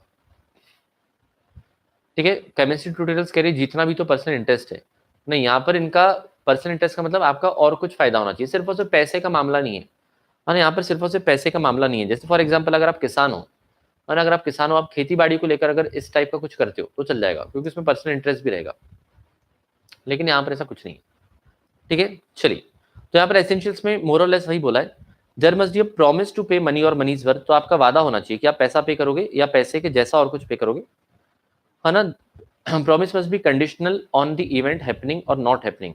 कंडीशनल का मतलब इट शुड बी डिपेंडेंट, ठीक है। आपका जो प्रॉमिस है, वादा जो है वो डिपेंडेंट होना चाहिए, किस पर डिपेंडेंट होना चाहिए, कि कोई इवेंट होगा कि नहीं होगा, और वो इवेंट होना चाहिए अनसर्टेन, दोनों पार्टी सिर्फ और सिर्फ जीतने और हारने के लिए खेल रहे हैं, उनके अलावा उनको कुछ भी मतलब नहीं है। There must be common intention to bet at the beginning of making such agreement, तो उनका इंटेंशन होना चाहिए कि सिर्फ और सिर्फ हमको सट्टा लगाना है ना, अभी आगे बताऊंगा, चिंता ना करो, ठीक है। And party should have no interest in the event except for stake, मतलब इनका सिर्फ और सिर्फ क्या है, इनको सिर्फ और सिर्फ स्टेक चाहिए, स्टेक चाहिए मतलब सिर्फ और सिर्फ जीत और हार का पैसा चाहिए, इनको और कुछ नहीं चाहिए, तो ये होता है आपका वेजर, ठीक है। अब इसमें बहुत सारे एग्रीमेंट्स कॉन्ट्रैक्ट्स आपको ऐसे दिखेंगे जो वेजर के जैसे लगते हैं लेकिन है नहीं, वैलिड है, ठीक है, परफेक्ट, है ना। सुनिए, तो ये भाई आपको सिंपल वर्ड्स में लिख के दिया है, तो आप एग्जाम में यही वर्ड जो 6 पॉइंट से ये लिख के आएंगे। अब देखो नेक्स्ट है ट्रांजेक्शन सिमिलर टू वेजर, है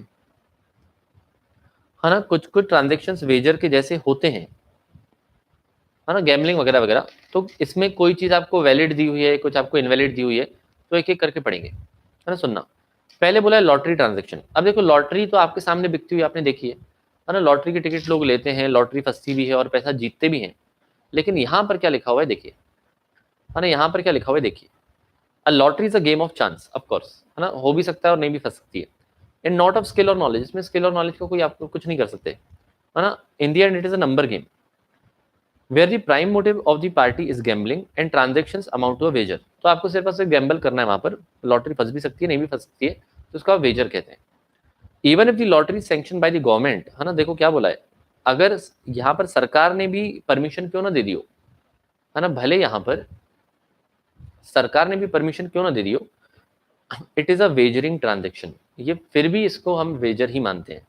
the only effect of such sanction is that person responsible for running the lottery will not be punished, तो भाई जो लॉटरी चला रहा है, जो लॉटरी चला रहा है उसको हम किसी प्रकार की पनिशमेंट नहीं देंगे under the Indian penal code, क्योंकि इंडियन पीनल कोड मतलब आईपीसी में क्या लिखा हुआ है, लॉटरीज आर इलीगल, है ना, अपने इंडियन पीनल कोड में क्लियर कट लिखा हुआ है lotteries are illegal and even the collateral transactions to it are tainted with illegality, तो यहाँ पर ही क्या कह रहे हैं कि लॉटरी का जो ट्रांजेक्शन है वो भी इलीगल है, और लॉटरी से जुड़ा हुआ अगर और भी कोई ट्रांजेक्शन है तो उसमें भी इलीगलिटी का दाग है, ठीक है। अगर आप यहाँ पर कोई लॉटरी का ट्रांजेक्शन कर रहे हैं तो वो भी इलीगल है, और लॉटरी से जुड़ा हुआ अगर और कोई ट्रांजेक्शन है तो उसमें भी इलीगलिटी का दाग है। कहने का मतलब कि आपको लॉटरी लेनी थी, लॉटरी लेने के लिए आपने किसी और से लोन लिया, ठीक है, और सामने वाली पार्टी को पता था कि आप लॉटरी के लिए लोन ले रहे हो, तो वो भी इलीगल होगा, मतलब आप पैसे नहीं भी देंगे तो फिर आपको कुछ नहीं कर पाएगा। तो देखो यहाँ पर इन्होंने क्या बताया आपको इन शॉर्ट, है ना, आपको इन्होंने क्या बताया इन शॉर्ट कि लॉटरी क्या होती है, लॉटरी इंडियन पीनल कोड के हिसाब से इलीगल है ना। लॉटरी जो है इंडियन पीनल कोड में क्लियर कट लिखा हुआ इलीगल है, ठीक है। लेकिन यहाँ पर आपको जो स्टेट गवर्नमेंट्स होती हैं, अच्छा आपको ये पता होगा शायद कि लॉटरी कोई प्राइवेट पर्सन नहीं चला सकता, लॉटरी सेंटर वही चला सकता है जिसके पास राज्य सरकार की परमिशन हो। तो मतलब स्टेट गवर्नमेंट ही लॉटरीज चलाती है, वो आपको अगर एजेंट अपॉइंट कर देगी तो वही आप चला पाओगे, नहीं तो अलाउड नहीं है, नहीं तो इलीगल है। और स्टेट गवर्नमेंट ने क्या किया है, स्टेट गवर्नमेंट ने तो भाई लॉटरी को अलाउ किया है ना, स्टेट गवर्नमेंट ने आपकी लॉटरी को अलाउ किया है। तो इसका इम्प्लीकेशन क्या होगा, फाइनल रिजल्ट क्या होगा, भाई इंडियन पीनल कोड इलीगल कह रहा है, लेकिन स्टेट गवर्नमेंट इसको कह रहा है कि भाई ये अलाउड है। तो इन्होंने क्या बोला है कि इसको आप चला लेना, लॉटरी चलाना है तो चला लेना, आपको पनिशमेंट नहीं दी जाएगी। क्यों नहीं दी जाएगी, क्योंकि आप स्टेट से परमिशन लेके आए हो, आपको राज्य सरकार ने परमिशन दे दी है, इस वजह से lottery centres can be run in India. और कॉन्ट्रैक्ट एक्ट कहता है कि ये वॉइड है, कॉन्ट्रैक्ट एक्ट कहता है कि भाई ये वॉइड है। कहने का मतलब है ना, कहने का मतलब यहाँ पर क्या है ना, कहने का मतलब यहाँ पर क्या है कि कॉन्ट्रैक्ट एक्ट वॉइड कह रहा है, मतलब अगर सामने वाले ने आपको लॉटरी का पैसा नहीं दिया तो आप उसके ऊपर केस नहीं कर पाओगे।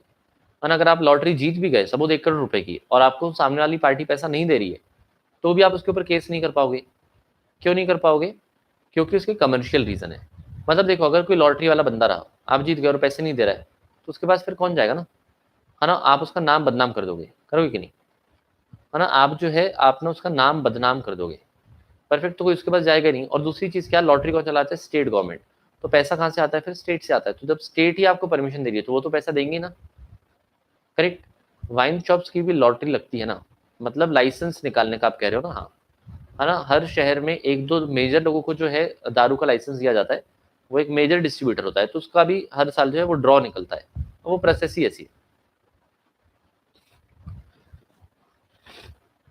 ठीक है, समझ आया। गैम्बलिंग का मतलब पूछें, गैम्बलिंग का मतलब होता है जुआ, है ना। खुशी ने आपको एकदम सही समझाया, ठीक है। चलो समझ आया क्या। तो लॉटरी को लेकर देखो, अलग अलग जगह पर अलग अलग चीजें लिखी हुई है, लेकिन फिर भी इंडिया में लॉटरी चलाई जाती है। तो आपको 1-2 पॉइंट्स आगे और ऐसे मिलेंगे, ठीक है, जो एक दूसरे को कॉन्ट्राडिक्ट कर रहे हैं, लेकिन फिर भी इंडिया में चलते हैं। अब देखो नेक्स्ट है आपका क्रॉसवर्ड पजल्स एंड कॉम्पिटिशन। आपको नेक्स्ट दिया हुआ है क्रॉसवर्ड पजल्स एंड कॉम्पिटिशन। अब इसको भी वॉइड बोला है ना, क्रॉसवर्ड पजल्स एंड कॉम्पिटिशन जो है ना, इसको भी इन्होंने वॉइड बोला है ना, मतलब वेजरिंग बोला है।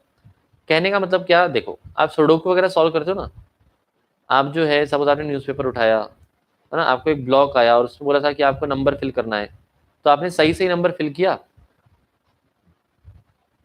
आपने सही सही नंबर फिल किया और उसको सेंड कर दिया, ठीक है। हो सकता है कि इसके 2-3 सोल्यूशन है, हो सकता है कि इसके ना 2-3 सोल्यूशन बनाए जा सकते थे, ये बिल्कुल पॉसिबल है ना, यहाँ पर 2-3 सोल्यूशन बनाए जा सकते थे, बिल्कुल पॉसिबल है। तो आपने ये अपना सोल्यूशन बना के सपोज वो न्यूज़पेपर एजेंसी को सेंड किया, तो आप सिर्फ तभी जीत पाओगे जब आपका सोल्यूशन और उनका वाला सोल्यूशन मैच करे, है ना। आप सिर्फ और सिर्फ तभी जीत पाओगे जब आपका और उनका सोल्यूशन मैच करे, ठीक है। तो यहाँ पर कॉन्ट्रैक्ट एक्ट में लिखा हुआ है कि ये भी वेजर है। क्यों वेजर है ना, कॉन्ट्रैक्ट एक्ट में पहले तो लिखा हुआ है ना, देखो यहाँ पर भी 2 चीजें, कॉन्ट्रैक्ट एक्ट कुछ और कहता है एंड कॉम्पिटिशन एक्ट कुछ और कहता है, तो प्लीज बहुत ध्यान सुनिएगा। कॉन्ट्रैक्ट एक्ट कुछ और कहता है और कॉम्पिटिशन एक्ट कुछ और कहता है, तो आपको भी यहाँ पर भी कॉन्ट्राडिक्टरी चीजें मिलेगी। कॉन्ट्रैक्ट एक्ट कहता है कि भाई ये सब चीजें जो वेजर है, क्योंकि यहाँ पर भी आपका लक वाला खेल है, तो जहाँ पर लक बाय चांस होता है ना, वो वेजर होता है कि आपने जो सोल्यूशन बनाया है, वो सामने वाले के साथ मैच करना चाहिए, ये एक तरह का लक है, ठीक है, इसलिए ये वेजर है as per the Indian contract act. लेकिन कॉम्पिटिशन एंड प्राइस एक्ट के हिसाब से ये वैलिड है। तो दोनों पॉइंट्स मैं आपको यहाँ पर पढ़ाता हूँ, सुनिएगा। तो यहाँ पर क्या बोला है, crossword puzzle is which prizes depend upon the correspondence of the competitor solution with a previously prepared solution kept with the editor of newspaper. तो क्रॉसवर्ड पजल मतलब ऐसा कॉम्पिटिशन है जिसमें आपका सोल्यूशन मैच करता है किसके साथ, न्यूज़पेपर के एडिटर के साथ, है ना। Is a lottery, it is a kind of lottery only and is a wagering transaction. और ये क्या है, इसको हमने वेजर माना है, इसको हमने कॉन्ट्रैक्ट एक्ट के हिसाब से वेजर माना है, ठीक है, परफेक्ट, है ना। प्लीज यहाँ पर फोकस करो, आपको समझ नहीं आएगा, इंपॉर्टेंट पार्ट है, खुद से पढ़ोगे समझ भी नहीं आएगा, लेक्चर वापस से देखना पड़ेगा, इसलिए कह रहा हूँ प्लीज यहाँ पर फोकस करो। अब देखो नेक्स्ट, है ना, case law state of Bombay versus RMD, है ना, चमारबांग वाला, है ना, state of Bombay versus RMD Chamarbaugwala. तो यहाँ पर क्या बोला था, a crossword puzzle was given in a magazine, above mentioned clause was stated in the magazine.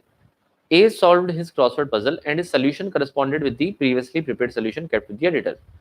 Hence this was a game of chance and therefore a lottery. ठीक है, तो इस वाले में भी कहा गया था, इस केस लॉ का डिसीजन था, है ना, इस केस लॉ का डिसीजन क्या था, इस केस लॉ का डिसीजन था कि भाई ये एक वेजरिंग ट्रांजेक्शन है ना, ये आपका बिल्कुल एक वेजरिंग ट्रांजेक्शन है। ठीक है, क्लियर है इतना, परफेक्ट। अब देखो नेक्स्ट, नेक्स्ट है ना, आपको अब ये नया पॉइंट दिया हुआ है, उसके जस्ट कॉन्ट्राडिक्ट करता हुआ। अभी ऊपर आपने पढ़ा वेजर है, नीचे आपको अलग मिलेगा। देखो, crossword puzzles, picture competitions, athletic competitions where prizes are awarded on the base of skill and intelligence, है ना, जहां पर आपको ये, अब देखो नीचे इसका उल्टा लिखा हुआ है, कॉम्पिटिशन हुआ, क्रॉसवर्ड पजल हुआ, एथलेटिक कॉम्पिटिशन हुआ, जहां पर स्किल और इंटेलिजेंस के बेसिस पर, है ना, ये वाला आपको याद रखना है ना, यस, ये वाला केस लो आपको याद रखना है, इंपॉर्टेंट है।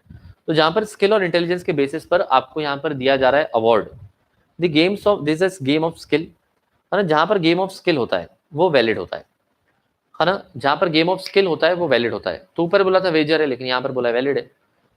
ठीक है, according to the prize competition act 1955, prize competition in the games of skills are not wagers if the prize money does not exceed ₹1000। ठीक है, तो ऊपर क्या बोला था, ऊपर बोला था वेजर है, फिर यहाँ पर आपको प्राइस कंपटीशन एक्ट 1955 क्या बोल रहा है ना, प्राइस कंपटीशन एक्ट 1955 वाला आपको क्या बोल रहा है कि जहां पर स्किल इन्वॉल्व है, जहां पर आपकी स्किल इन्वॉल्व है, जहां पर इंटेलिजेंस अगर आपका इन्वॉल्व है, और अगर आपको प्राइज मिलने वाला है 1000 रुपए तक, जहां पर आपको प्राइज मिलने वाला है 1000 रुपए तक, तो वो वाला जो भी कॉन्ट्रैक्ट आपका होगा वो वैलिड होगा। ठीक है, तो आपको एग्जाम में क्या करना है, आपको एग्जाम में क्या करना है, आपको एग्जाम में क्या करना है, गेम ऑफ स्किल क्या होता है, जहां पर आप अपना दिमाग लगाते हो, है ना, जहां आप अपना दिमाग लगाते हो वो होता है गेम ऑफ स्किल। जैसे फॉर एग्जांपल आपने कोई एप्लीकेशन डाउनलोड की, उसमें आप चेस खेल रहे हो, है ना, और उस एप्लीकेशन में बोल रखा था कि अगर आपने चेस लगातार 10 बार जीता तो आपको 50,000 रुपए का इनाम दिया जाएगा फॉर एग्जाम्पल। तो ये क्या हो गया, ये आपका गेम ऑफ स्किल हो गया, है ना, ये जो है आपका गेम ऑफ स्किल हो गया। ठीक है, समझ आया, परफेक्ट। तो सुनिएगा, अब आपको एग्जाम में कैसे लिखना है, आपको जो देखो इसके तीन पैरा बनेंगे, क्या बनेंगे, as per the Indian contract act, ये होता है वेजर, है ना, as per the Indian contract act your, है ना, क्रॉसवर्ड पजल्स वगैरह वगैरह, your solution should match with the solution of the editor, so this depends upon your luck, so this is a kind of lottery. तो ये होता है wager as per the Indian contract act. फिर यहाँ पर जो आपको स्टेट ऑफ बॉम्बे वाला दिया हुआ था ना, वो वाला केस लॉ भी आपको कोट करना है। फिर लास्ट में क्या बोलना है, बट, है ना, but as per the prize competition act, if there is some kind of skill involved and the prize money is up to ₹1000, then the contract will be valid, है ना, सॉरी, है ना, फिर वो आपका कॉन्ट्रैक्ट वैलिड हो जाएगा।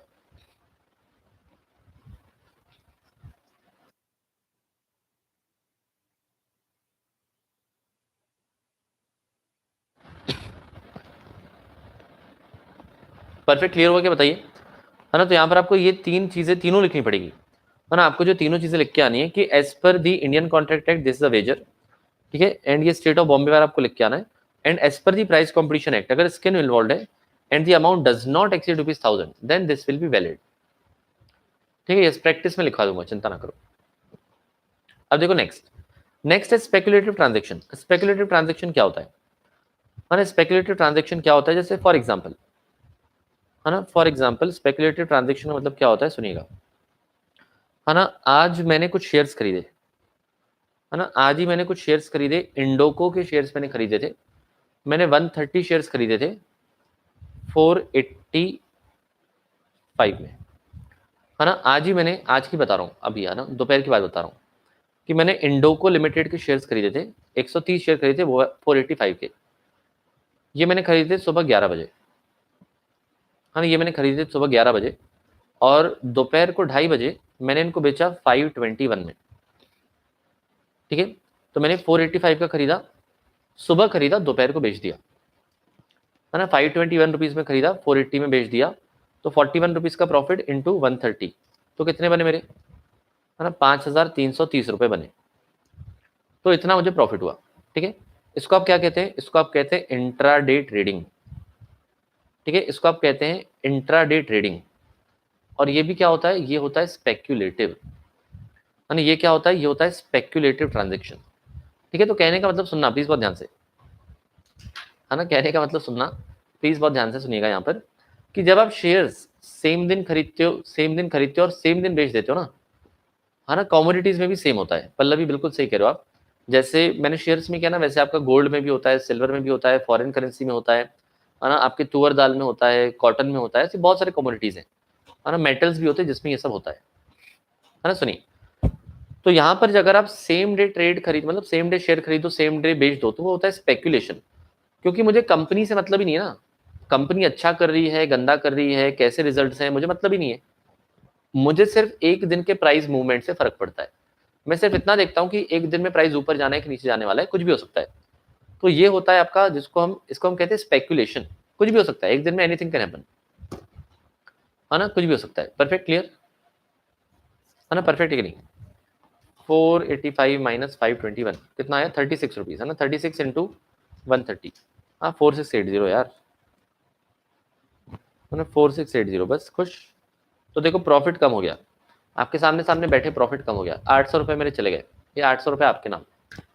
ठीक है, हाँ हाँ परफेक्ट। चलो सुनो, तो यहाँ पर क्या बोला है ना, एन एग्रीमेंट और शेयर मार्केट ट्रांजेक्शन, है ना, देखो बैठे बैठे नजर लग गई, 800 रुपए चले गए, है ना। सुनो, तो यहाँ पर एन एग्रीमेंट और share market transaction where the parties intend to settle the difference between the contract price and the market price। तो यहाँ पर देखो, है ना, यहाँ पर क्या हुआ, है ना, हमको सिर्फ और सिर्फ डिफरेंस सेटल करना था। तो मैंने किसी से शेयर्स खरीदा क्या, मतलब देखो मेरे अकाउंट में नहीं आए, जब मैं शेयर खरीदता हूँ ना, तो मेरे अकाउंट में शेयर आते हैं 2 दिन के बाद, है ना, मेरे अकाउंट में शेयर आते हैं 2 दिन के बाद। और एक बार मेरे अकाउंट में शेयर आए फिर मैं बेच रहा हूँ, तो वो होता है डिलीवरी वाला मुद्दा, है ना, वो उसको कहते हैं शेयर्स की डिलीवरी लेना, है ना, उसको आप कहते हैं शेयर्स की डिलीवरी लेना। तो जब आप शेयर्स की डिलीवरी लेते हो ना, तो फिर वो स्पेक्यूलेटिव नहीं होता है, वो नॉर्मल ट्रांजेक्शन है। लेकिन, है ना, लेकिन अगर आप तुरंत शेयर लो और बेच दो, तुरंत मतलब एक ही दिन में अगर आप लेके बेचते हो, तो आपको डिलीवरी नहीं आती है। आपको सिर्फ और सिर्फ क्या करना होता है, आपने प्राइस कम था ले लिया, बढ़ गया बेच दिया। ठीक है, तो ये होता है आपका स्पेक्यूलेटिव ट्रांजेक्शन, है ना। है ना, सो यहाँ पर दिस गुड्स और शेयर्स का आप जो भी करते हो specified day is a gambling and hence void, ये भी वॉइड है ना भाई, कॉन्ट्रैक्ट एक्ट कहता है ये भी वॉइड है, लेकिन हमने तो किया, है ना, आज ही किया हमने तो, है ना, हमने तो किया बिल्कुल ये, और आज ही किया। परफेक्ट। तो भाई भले वॉइड हो, लेकिन कमर्शियल रीजंस की वजह से बहुत सारे एग्रीमेंट्स या कॉन्ट्रैक्ट्स हम दुनिया में चलाते हैं। तो हर वॉइड चीज दुनिया में नहीं होती, ऐसा नहीं है, बहुत सारी चीजें वॉइड होती है लेकिन फिर भी हम लोग करते हैं। ठीक है, फ्यूचर्स एंड ऑप्शंस में अलग होता है निकल, है ना, फ्यूचर्स एंड ऑप्शंस का अलग होता है, उसको नॉर्मल माना जाता है। फ्यूचर्स एंड ऑप्शंस को हम लोग स्पेकुलेटिव नहीं मानते हैं, सिर्फ शेयर्स कमोडिटीज को हम लोग स्पेकुलेटिव मानते हैं। ठीक है, समझ आएगा। तो स्पेकुलेटिव ट्रांजेक्शन में सिंपली आपको क्या बोला है, कि अगर आप सेम डे पे शेयर्स खरीदते हो बेचते हो, आपका सिर्फ और सिर्फ इंटेंशन है प्राइस को सेटल करना, आपका सिर्फ और सिर्फ इंटेंशन है प्राइस को सेटल करना, you are not having any intention to take the delivery of shares. आप शेयर्स की डिलीवरी नहीं लेने वाले हो, अपने डीमैट में नहीं डालने वाले हो। ठीक है, समझ आया। तो ये होता है स्पेकुलेटिव। अब चले नेक्स्ट पॉइंट पर, फ्यूचर्स एंड ऑप्शंस किसी को नहीं समझा हो कोई दिक्कत वाली बात नहीं है, आगे समझोगे, है ना। अगर फ्यूचर्स ऑप्शंस नहीं पता है तो आकांक्षा करी, तो आपने 800 भी मुझे देना, तो कट गए ना 800 रुपए, पता नहीं कहाँ चले गए, आपके सामने तो कम हो गए, है ना। चलिए सुनिए, अब नेक्स्ट सुनिएगा हॉर्स रेस ट्रांजेक्शन, घोड़ों पर सट्टा लगाना, है ना, हॉर्स रेस ट्रांजेक्शन मतलब घोड़ों पर पैसा लगाना। अब सुनिएगा, है ना, सुनिएगा प्लीज बहुत ध्यान से। निशा लास्ट में सुनाऊंगा ना बेटा, अभी नहीं ना, आपका मैसेज मैंने देख लिया है, लेकिन जब लेक्चर खत्म होगा ना तब।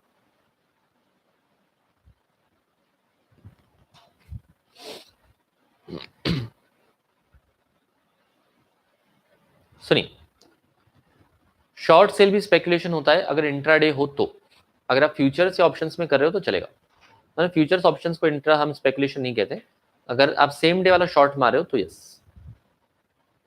ठीक है आकांक्षा, नहीं आकांक्षा नहीं, श्रेयस। चलो अब यहाँ पर सुनो प्लीज ध्यान से, हॉर्स रेस ट्रांजेक्शन, तो इसमें क्या बोला है ना, इसमें भी वही कॉन्ट्राडिक्शन किया है ना, इसमें भी कॉन्ट्राडिक्शन किया है, सुनिएगा। A horse race competition where prize payable to the bet winner is less than 500 is a wager. तो यहाँ पर क्या बोला है ना, अगर 499 रुपए तक आपको मिलने वाला है, अगर आपको प्राइज मनी मिलने वाली है कितनी 499 रुपीज तक, तो वो होता है वेजर। ठीक है, अगर आपने घोड़े की रेस पर पैसा लगाया, अगर आपको कम से कम है ना, अगर आपको मिनिमम 500 रुपीज का पैसा मिलता है तो वैलिड है, और अगर 500 रुपए से कम का मिलता है तो इनवैलिड है। ऐसा कानून कहता है, प्रैक्टिकली अलग होता है। प्रैक्टिकली तो आप देखते हो ना, होता ही है ना, प्रैक्टिकली तो बिल्कुल चल ही रहा है। जैसे शेयर्स वाला तो डेली का करोड़ों हजारों करोड़ों का ट्रांजेक्शन हो रहा है, ये कह रहे हैं वॉइड है, लेकिन प्रैक्टिकली तो कर ही रहे हैं ना। Contract price and market price मतलब देवम पूछ रहा है, मतलब क्या कॉन्ट्रैक्ट प्राइस कहने का इनका मतलब है मैंने 485 में लिया तो ये कॉन्ट्रैक्ट प्राइस है ना, और 521 में मैंने बेचा तो ये मार्केट प्राइस, ऐसा। ठीक है, घोड़ा घोड़ी है, आईसीआई का इंपॉर्टेंट है, फेवरेट है, लेकिन ये तो लॉ में लिखा हुआ है तो इसमें आईसीआई की गलती नहीं है। सुनिए, for example A and B enter into an agreement in which A promises to pay rupees 2 lakhs provided that Chetak wins the horse race competition. This is not a wagering transaction. तो यहाँ पर एक दो लोगों ने शर्त लगाई कि भाई चेतक ही जीतेगा, है ना, हमारा चेतक जो है चेतक ही जीतेगा, और अगर चेतक जीत गया तो वो 2 लाख रुपए देने वाला था, तो ये हो जाएगा वैलिड। क्यों? क्योंकि प्राइज मनी कम से कम 500 रुपए। तो आपको देखो एग्जाम पॉइंट ऑफ व्यू से क्या लिखना है, अगर 500 रुपए से कम है तो वेजर है, कम से कम 500 रुपए मतलब 500 रुपए उससे ज्यादा है तो वैलिड है। समझ आया? अब देखो नेक्स्ट, हाँ ये क्या था आपका सेक्शन नंबर 30, ये क्या था, ये जो आपने पढ़ा नहीं सेक्शन नंबर 30 था। अब आपको नीचे क्या लिख के बोला है ना, आपको नीचे लिख के इन्होंने क्या लिख के बोला है, however section 30 is not applicable in an agreement to contribute towards plate prize or sum of money of the value of 500 or above to be awarded to the winner of a horse race। ठीक है, सुनिएगा, तो इन दो लाइनों में इन्होंने क्या बोला है,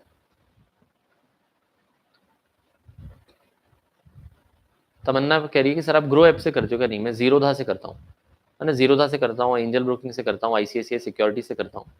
तो मेन तो मैं 3 यूज करता हूँ, 3 डीमेट अकाउंट यूज करता हूँ। ओके चलिए सुनिए, तो यहाँ पर आपको ये 2 लाइन्स में क्या कहा है, इन 2 लाइन्स में क्या कहा है, प्लीज बहुत ध्यान सुनना, कि अगर अगर अगर यहाँ पर भार्गव ने, हाँ भार्गव ने पूना वाला को क्या बोला, है ना, पूना वाला मतलब कौन, है ना, सीरम इंस्टीट्यूट जिसने कोविशील्ड की वैक्सीन बनाई है, तो उसका जो है ना एक बहुत ही जो मेन काम है वो घोड़ों को पालना भी है और हॉर्स रेस करना और करवाना भी है। ठीक है, तो भार्गव ने पूना वाले को क्या कहा, पूना वाला को क्या कहा कि भाई मैं, है ना, मुझे 500 रुपए देने की इच्छा है आपको, है ना। भार्गव पूना वाले को क्या कह रहे हैं कि मैं आपको एक 500 रुपए देने के लिए तैयार हूँ, या फिर मैं आपको कोई शील्ड वगैरह देने के लिए तैयार हूँ, है ना। ये शील्ड किसको देनी है? जो हॉर्स रेस जीतेगा, है ना, हॉर्स रेस विनर को देने के लिए। सुनिएगा प्लीज बहुत ध्यान से, कि भाई हॉर्स रेस विनर को, हॉर्स रेस विनर को देने के लिए आपने ये जो घोड़े दौड़वाता है ना, जो रेस लगवाता है, आपने उसको वादा किया है कि मैं आपको 500 रुपए दूंगा, या फिर है ना शील्ड वगैरह दूंगा, कम से कम 500 रुपए दूंगा, या और कुछ प्लेट्स वगैरह दूंगा, शील्ड वगैरह दूंगा, तो ये कॉन्ट्रैक्ट वैलिड है ना, तो ये कॉन्ट्रैक्ट वैलिड है। तो काफी अलग अलग लॉज में अलग अलग चीजें लिखी हुई, तो आईसीआई ने भी आपको बिल्कुल ऐसा ही लिख के दिया है। ठीक है, ऊपर क्या बोला था कि 500 रुपए का, है ना, 500 रुपए से कम का अगर क्या था, प्राइज मनी था, तो आपका वेजर था। बस निशा 5-10 मिनट और क्लास है, फिर ये चैप्टर खत्म हो जाएगा, है ना। 500 रुपए से कम का प्राइस मनी है तो वेजर है। और यहाँ पर भी क्या बोला है कि अगर आप किसी से, मतलब वो 500 रुपए उससे ज्यादा रहा तो वैलिड था ना, तो यहाँ पर भी सेम क्या बोला है कि अगर आप किसी को वादा कर रहे हो, क्या वादा कर रहे हो कि हम आपको पैसे देंगे और आप विनर को दोगे, तो वो वाला कॉन्ट्रैक्ट भी वैलिड रहेगा, है ना, वो वाला कॉन्ट्रैक्ट भी आपका बिल्कुल वैलिड रहेगा। ठीक है, समझ आया? तो यहाँ पर क्या बोला है, that contribute towards plate price वगैरह वगैरह और वैल्यू ऑफ 500 और अबव वगैरह वगैरह, है ना, टू दी विनर, तो ये आपका ये भी बिल्कुल वैलिड रहेगा। ठीक है, परफेक्ट, क्लियर है, समझ आया कि नहीं? ठीक है, चलो अब देखते हैं नेक्स्ट। नेक्स्ट क्या बोला, transactions resembling with the wagering transactions but are not void, है ना। अब आपको नेक्स्ट क्या बताइए, ये कुछ कुछ आपने वेजरिंग ट्रांजेक्शन पढ़े और इसमें काफी कॉन्ट्राडिक्शन था, इस वजह से इंपॉर्टेंट है। आईसीआई आपको वही वाले, है ना, आईसीआई जो है आपको वही वाले कई बार क्वेश्चन देना पसंद करता है जिसमें कंफ्यूजन ज्यादा रहता है। तो यहाँ पर अलग अलग लॉज में अलग अलग चीजें लिखी हुई है, तो उन्होंने आपको एज इट इज लिख के दे दिया है। ओके चलिए, अब इस चैप्टर के लास्ट सेगमेंट पर आते हैं, और लास्ट सेगमेंट में बस आपको ये 2-4 चीजें दी गई हैं कि transactions which are resembling with wagering but are not void, है ना। प्लीज अब इसको आप ध्यान से देखिएगा। बस ये इतना ही बचा हुआ है ना, आपका चैप्टर इतना बचा हुआ है, ऐसे कैसे छोड़ दूं, है ना, फिर मैं 3-4 दिन नहीं हूँ तो नया चैप्टर आके स्टार्ट करेंगे ना, नया यूनिट करेंगे, है ना। चलिए सुनिए प्लीज बहुत ध्यान से। तो यहाँ पर क्या बोला है, चिट फंड में transactions which are resembling with wagering but are not void, है ना, कुछ ट्रांजेक्शन्स जो वेजरिंग के जैसे हैं लेकिन वॉइड नहीं है, वैलिड है। जैसे for example chit fund, chit fund पता है आपको, है ना, चिट फंड पता है आपको। चिट फंड मतलब क्या होता है कि जैसे किटी पार्टी है ना, किटी पार्टी में क्या होता है, किटी पार्टी या फिर 10 लोग मिलकर क्या कर सकते हैं, है ना, जैसे फॉर एग्जांपल 10 महिलाएं हैं, 10 महिलाओं ने मिलकर 5-5 हजार रुपए दिए, है ना, 10 महिलाओं ने मिलकर जो है 5-5 हजार रुपए दिए और हर महीने वो 5-5 हजार रुपए डालते हैं, है ना, हर महीने वो क्या करते हैं, हर महीने जो है वो 5-5 रुपए डालते हैं, है ना, 5-5 हजार रुपए डालते हैं और हर महीने वो चिट निकालते हैं ना, किट्टी पार्टी रखते हैं और चिट निकालते हैं। तो यहाँ पर ये अलग अलग महिलाएं हैं, A B C D E वगैरह वगैरह, तो ऐसे 10 महिलाएं। तो अब इस केस में हर महीने एक बार एक के नाम की चिट्ठी निकलती है, ठीक है। तो भाई जिसके नाम की चिट्ठी निकलती है उसको ये पूरा का पूरा फंड दे दिया जाता है, ठीक है। तो यहाँ पर समझो ये 50,000 रुपए कलेक्ट हुआ हर महीने, तो वो पैसा उस महिला को दे दिया जाता है उसके काम में आने के लिए, मतलब ये काइंड ऑफ एक सेविंग करने का तरीका है, ठीक है। ये सेविंग तरीके का सेविंग करने का तरीका है। तो ये वेजर की तरह अपने को लगता है कि भाई है ना, जमा कर रहे हैं, चिट्ठी निकाल रहे हैं, एक का नाम आ रहा है, वो पैसा लेके जा रहा है, वेजर की तरह लगता है, लेकिन ये वैलिड है ना, ये इंडियन सोसाइटी में एक्सेप्टेबल है और जनरली करते ही है ना, और ये जनरली करते ही है, ठीक है, परफेक्ट क्लियर। तो देखो यहाँ पर क्या बोला है, चिट फंड, है ना, यस, लक्ष्मी चिट फंड जो आप कह रहे हो भाई, chit fund does not come with in the scope of section number 30। In case of a chit fund, a certain number of persons decide to contribute a fixed sum for a specified period, and at the end of the month, the amount so contributed is paid to the lucky winner of the lucky draw. तो जो मैंने आपको बताया वही चीज यहाँ पर, हाँ, कमेटी, जिसको आप कमेटी भी कहते हैं, है ना, कमेटी कहते हैं, कोई बीसी कहता है, कोई बीसी कहता है, कोई वीसी कहता है, अलग अलग बातें आप कहते हैं, जैसे कहना है वैसे को, ठीक है, परफेक्ट क्लियर हुआ।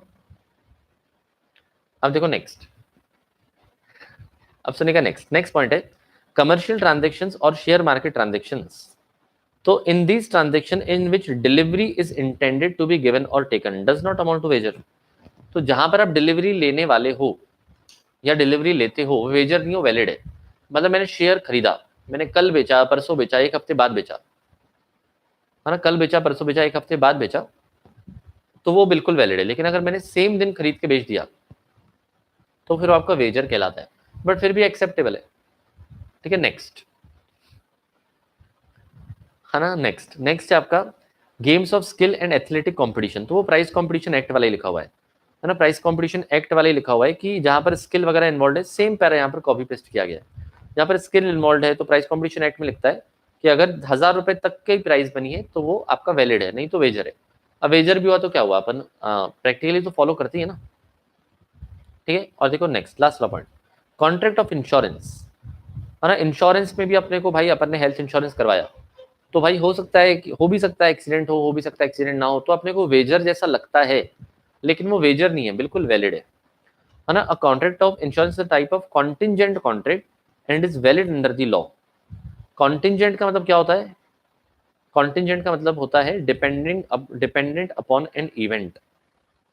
कॉन्टिंजेंट का मतलब होता है dependent upon an event. Contingent मतलब होता है, देखो कॉन्टिंजेंट लायबिलिटी आपने पढ़ी है ना अकाउंट्स में, कॉन्टिंजेंट लायबिलिटी का मतलब क्या होता है, हो भी सकता है और नहीं भी हो सकता है ना। ये चिट फंड वैलिड है, लिखा तो अभी चिट फंड वैलिड है, लोग करते हैं ना इंडिया में, फॉर्मल नहीं होता है, इनफॉर्मल होता है, लेकिन वैलिड है ना। कॉन्टिंजेंट मतलब हो भी सकता है नहीं भी हो सकता है, ठीक है। तो यहाँ पर इंश्योरेंस का सेम केस हो सकता है कि तबीयत खराब किसी की हो भी सकती है और नहीं भी हो सकती है, और वेजर जैसा लगता है, भाई तबीयत खराब होगी तो पैसे देंगे, नहीं हुई तो नहीं देंगे, खा जाएंगे, लेकिन फिर भी क्या है, ये एकदम वैलिड है ना, ये एकदम वैलिड है, ठीक है। तो ये 4 पॉइंट्स हैं, आपको इसके ऊपर अलग से भी क्वेश्चन आ सकता है 4 नंबर का, है ना। State the transactions which resembles as a wager but are legal या आर वैलिड। तो 4 पॉइंट्स आपको लिखने पड़ेंगे, चिट फंड, है ना, share market transaction, games of skill and last वाला कॉन्ट्रैक्ट ऑफ इंश्योरेंस। अब इंश्योरेंस में भी देखो क्या होता है, इंश्योरेंस में दोनों पार्टीज का पैसा इन्वॉल्व रहता है, मतलब आप प्रीमियम देते हो, है ना, आप इंश्योरेंस कंपनी को प्रीमियम देते हो और फिर वो आपको प्रॉमिस देते हैं, क्या प्रॉमिस देते हैं कि अगर कुछ हुआ तो पैसे देंगे, और उसमें भी अलग अलग टाइप के प्लान्स होते हैं, कई बार पैसा वापस मिलता है, कई बार पैसा वापस नहीं मिलता है, वगैरह वगैरह, ठीक है। तो यहाँ पर आपको ये डिफरेंस दिया हुआ है इंश्योरेंस और इंश्योरेंस एंड वेजरिंग एग्रीमेंट का, तो ये भी इंपॉर्टेंट है। और इंश्योरेंस और वेजरिंग में डिफरेंस होता है ना, it is a contract to indemnify the loss. तो मैं आपको एक बार ये क्विकली बताता हूँ। इंडेमनीफाई का मतलब होता है कॉम्पनसेट करना, है ना। इंडेमनीफाई का मतलब होता है कॉम्पनसेट करना। तो अगर आपको कोई नुकसान होता है तो हम कॉम्पनसेट करेंगे, आपको पैसा देंगे, that is called as indemnification, है ना। उसको आप कहते हैं इंडेमनीफाई करना। परफेक्ट। और वेजर में क्या होता है, it is a promise to pay money और मनी इज वर्थ, कुछ होता है या कुछ नहीं होता है। कंसीडरेशन में म्यूचुअल कंसीडरेशन होता है ना। दोनों पार्टीज एक दूसरे से वादा करती हैं कि हम प्रीमियम देंगे, है ना, हम प्रीमियम देंगे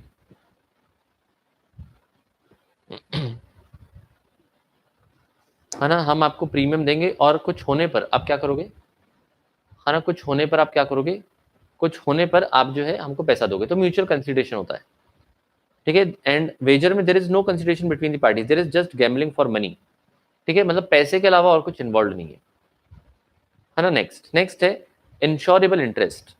insured party has insurable interest in the life or property sought to be insured. Insurable interest मतलब हम किसी चीज को कवर कर रहे हैं, ठीक है। हो सकता है कि लाइफ, हो सकता है प्रॉपर्टी को कवर कर रहे हैं। बट यहाँ पर वेजर में there is no property involve, there is only betting, है ना, on others life and properties. आप दूसरों की लाइफ और प्रॉपर्टी पर बैटिंग कर रहे हो, है ना। बीच में ही हुआ भी था, है ना, बीच में हुआ भी था कि लोग ना सट्टा लगा रहे थे। गुजरात में लोग सट्टा लगा रहे थे। जैसे फॉर एग्जाम्पल कोई पड़ोसी कोविड टेस्ट करवाने गया, है ना, तो बाकी पड़ोसी जो है उसमें, है ना, सट्टा लगाते थे कि ये पॉजिटिव आएगा कि नेगेटिव आएगा। तो बीच में ये भी माहौल चला था, है ना, पिछले साल, है ना। तो लोग ऐसे भी करते हैं, सट्टा लगाने वाले कुछ भी करते हैं, है ना। चलो next, contract of indemnity. Indemnity का मतलब होता है कॉम्पनसेट करना, है ना। इंडेमनिटी का मतलब होता है कॉम्पनसेट करना। So except life insurance, the contract of insurance indemnifies the insured person against loss, है ना। तो लाइफ इंश्योरेंस के अलावा दूसरा कोई भी इंश्योरेंस रहेगा उसमें आपकी भरपाई कर दी जाएगी। मोबाइल का इंश्योरेंस करवाओ, टीवी का करवाओ, है ना, आप जो है हेल्थ का करवाओ, उन सब में आपको पैसा मिल जाएगा। लेकिन लाइफ इंश्योरेंस का कैसे भरपाई करेंगे? अगर एक इंसान ऊपर चला गया तो उसकी कोई भरपाई नहीं कर सकता। इसलिए उन्होंने क्लियर कट लिखा भी है आपको, है ना, कि भाई जिंदगी चली गई तो उसके बाद उसकी हम जो है उसको हम इंडेमनीफाई नहीं कर पाएंगे, लेकिन और किसी केस में इंडेमनीफाई कर पाएंगे, ठीक है। परफेक्ट है। रिया के रिया, आज गोयम कुछ नहीं बोला, है ना। देखो नेक्स्ट, एंड यहाँ पर, है ना, लूजर हैज टू पे the fixed amount on the happening of certain event. Enforceability तो भाई कॉन्ट्रैक्ट ऑफ इंश्योरेंस वैलिड होता है, इन्फोर्सिबल होता है, और वेजर जो है आपका वॉइड होता है, तो आप उसमें केस नहीं कर पाओगे। प्रीमियम, तो यहाँ पर प्रीमियम पे करना पड़ता है। And there is no such logical calculation, लगा 100 की शर्त, लगा 1000 की शर्त, लगा 11 रुपए की शर्त, so there is no logical calculation. Public welfare, है ना, यहाँ पर इंश्योरेंस में हम सोसाइटी का भला करने की कोशिश करते हैं, है ना। And this is against the public welfare, है ना, this is against the public welfare, है ना। जैसे देखो वो कुछ लोग मटका लगाते हैं ना, मटका मतलब नंबर फंसता है उसमें भी, है ना। मटका लगाना भी क्या होता है, नंबर फंसता है। तो हमारे यहाँ पर था एक, है ना, हमारे यहाँ पर था एक, अब तो नहीं आता है, हमारे शॉप में एक था, है ना, लेबर था, ठेला चलाता था। तो जिस दिन ज्यादा उसकी आदत बन गई थी, रोज ठेला चलाता था, 200 300 400 रुपए दिन का कमाता था, और फिर वो शाम को जाता था, पौवा लेके आता था और मटका लगाता था। मतलब वो, है ना, 5 रुपए 20 रुपए 100 रुपए ऐसा पैसा लगाता था। रोज नसीब ट्राई करता था, आज फंसेगा आज फंसेगा आज फंसेगा ऐसे। तो वो होता है वेजर। अब है तो भाई इलीगल और वॉइड, लेकिन फिर भी करते हैं ना लोग, क्या कर लोगे आप, है ना, ऐसे। ठीक है, समझ आया? परफेक्ट है। चलो, है ना, बधाई हो। तो मैं आपको बता रहा हूँ प्रैक्टिकली ऐसी सब चीजें होती है, आपके नॉलेज में रहनी चाहिए ना भाई। अब अभी छोटे बालक थोड़ी हो, और आप छोटे बालक बालिकाएं थोड़ी, आप बड़े हो गए हो, तो आपको भाई ज्ञान सबका होना चाहिए, ठीक है। Perfect, clear. चिट फंड में कंसीडरेशन क्या होता है, सब लोग पैसा जमा करेंगे और विनर को पैसा मिलेगा, दोनों साइड से कंसीडरेशन है। जिसका नाम फंसेगा उसको भी कंसीडरेशन है, और सब पैसा डाल रहे हैं वो भी कंसीडरेशन है, ठीक है। Perfect. Goyam Singh, I was just concentrating, हाँ वेरी गुड। अब चलिए, तो इसी के साथ आपका ये पूरा का पूरा यूनिट होता है समाप्त। अब समरी आपको दी हुई है, ये आपको पढ़ना है ना। एमसीक्यूज आपने होपफुली कर ली होगी, आपके जो है होमवर्क में थे, है ना, आपके जो होमवर्क में थे, तो आप इसको कर लेना और इसके क्वेश्चंस भी देख लेना, मैंने इसके आप क्वेश्चंस भी देख लेना। कहीं पर अगर दिक्कत गई तो मुझे बोलना, मैं आपको समझा दूंगा। अदरवाइज ये आपके होमवर्क में, इसको आप कर लेना, और इसमें ये भी देखते हुए चलना कि भाई ये आंसर कैसे लिखते हैं, दिस इज वेरी इंपॉर्टेंट ना। आपको सुनिएगा ना, आपको समझ में तो आ जाएगा है ना, बात तो समझ में आ जाएगी, लेकिन इन चीजों को है ना, लेकिन इन चीजों को लिखते कैसे हैं, even that is very important. मैं आपकी राइटिंग प्रैक्टिस फॉर श्योर अगले हफ्ते से स्टार्ट करूंगा, लेकिन अभी जब आप पढ़ रहे हो ना, तो एक बार खुद से एकदम ध्यान लगा के देखते जाओ कि भाई इन्होंने स्टार्ट कैसे किया है, एंड कैसे किया है। चलिए यस, तो आज मैं आपको एक और पुराना गाना सुनाता हूँ। तो इसी के साथ आपका यूनिट नंबर 3 खत्म हुआ है, और बाकी जो आपका ये चैप्टर बचा हुआ है 7 से 9 दिन मैक्सिमम लगेंगे। तो एक बार मैं आ जाऊंगा तो आपका 20-25 तारीख के आसपास कॉन्ट्रैक्ट खत्म हो जाएगा, और सितंबर एंड तक का अपना टारगेट है कि आपका लॉ खत्म हो जाए, और साइड बाय साइड आपका जो इंग्लिश तो चल ही रहा है। राइटिंग प्रैक्टिस में राइटिंग प्रैक्टिस होगी। अभिषेक पटकुले जी पूछ रहे हैं राइटिंग प्रैक्टिस में क्या होगा, राइटिंग प्रैक्टिस में राइटिंग प्रैक्टिस होगी बेटा, और क्या होगा, है ना। यस, तो आज मैं आपको पुराना गाना सुनाता हूँ, आओगे जब तुम साजना। इंश्योरेबल इंटरेस्ट मतलब किसी ना किसी चीज को हम इंश्योर करते हैं, किसी ना किसी चीज को प्रोटेक्ट करते हैं, ठीक है देवशी, हाँ चलिए। सॉफ्टवेयर अपडेट नहीं करना है हमको, फालतू का टाइम पास, हाँ ना। रुको मैं लिरिक्स निकाल लेता हूँ 1 मिनट।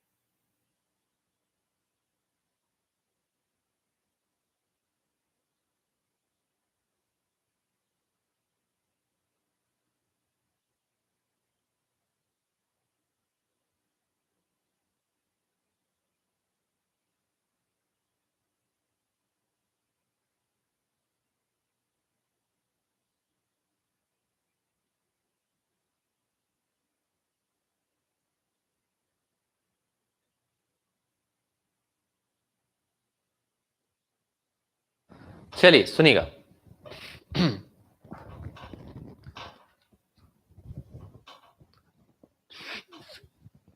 ना, सुनिएगा, गौर फरमाइए, है ना। पुराना गाना है, कौन सा पुराना, मतलब बहुत बहुत ही प्यारा गाना है। सुनिए, ठीक है, 4 लाइन ही सुना रहा हूँ, ज्यादा नहीं। जो मेन मेन वाली लाइन है ना, सिर्फ वही सुना रहा हूँ, सुनिए। आओगे जब तुम ओ साजना, आओगे जब तुम ओ साजना, अंगना फूल खिलेंगे, बरसेगा सावन, बरसेगा सावन, झूम झूम के दो दिल ऐसे मिलेंगे,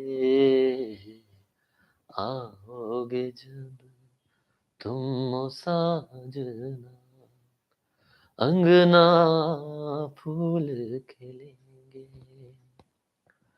नैना तेरे कजरारे हैं, नैनों पे हम दिल हारे हैं, अनजाने ही तेरे नैनों ने वादे किए कई सारे हैं, सांसों की लय मध्यम चले तो से कहे बरसेगा सावन, बरसेगा सावन, झूम झूम के दो दिल ऐसे मिलेंगे,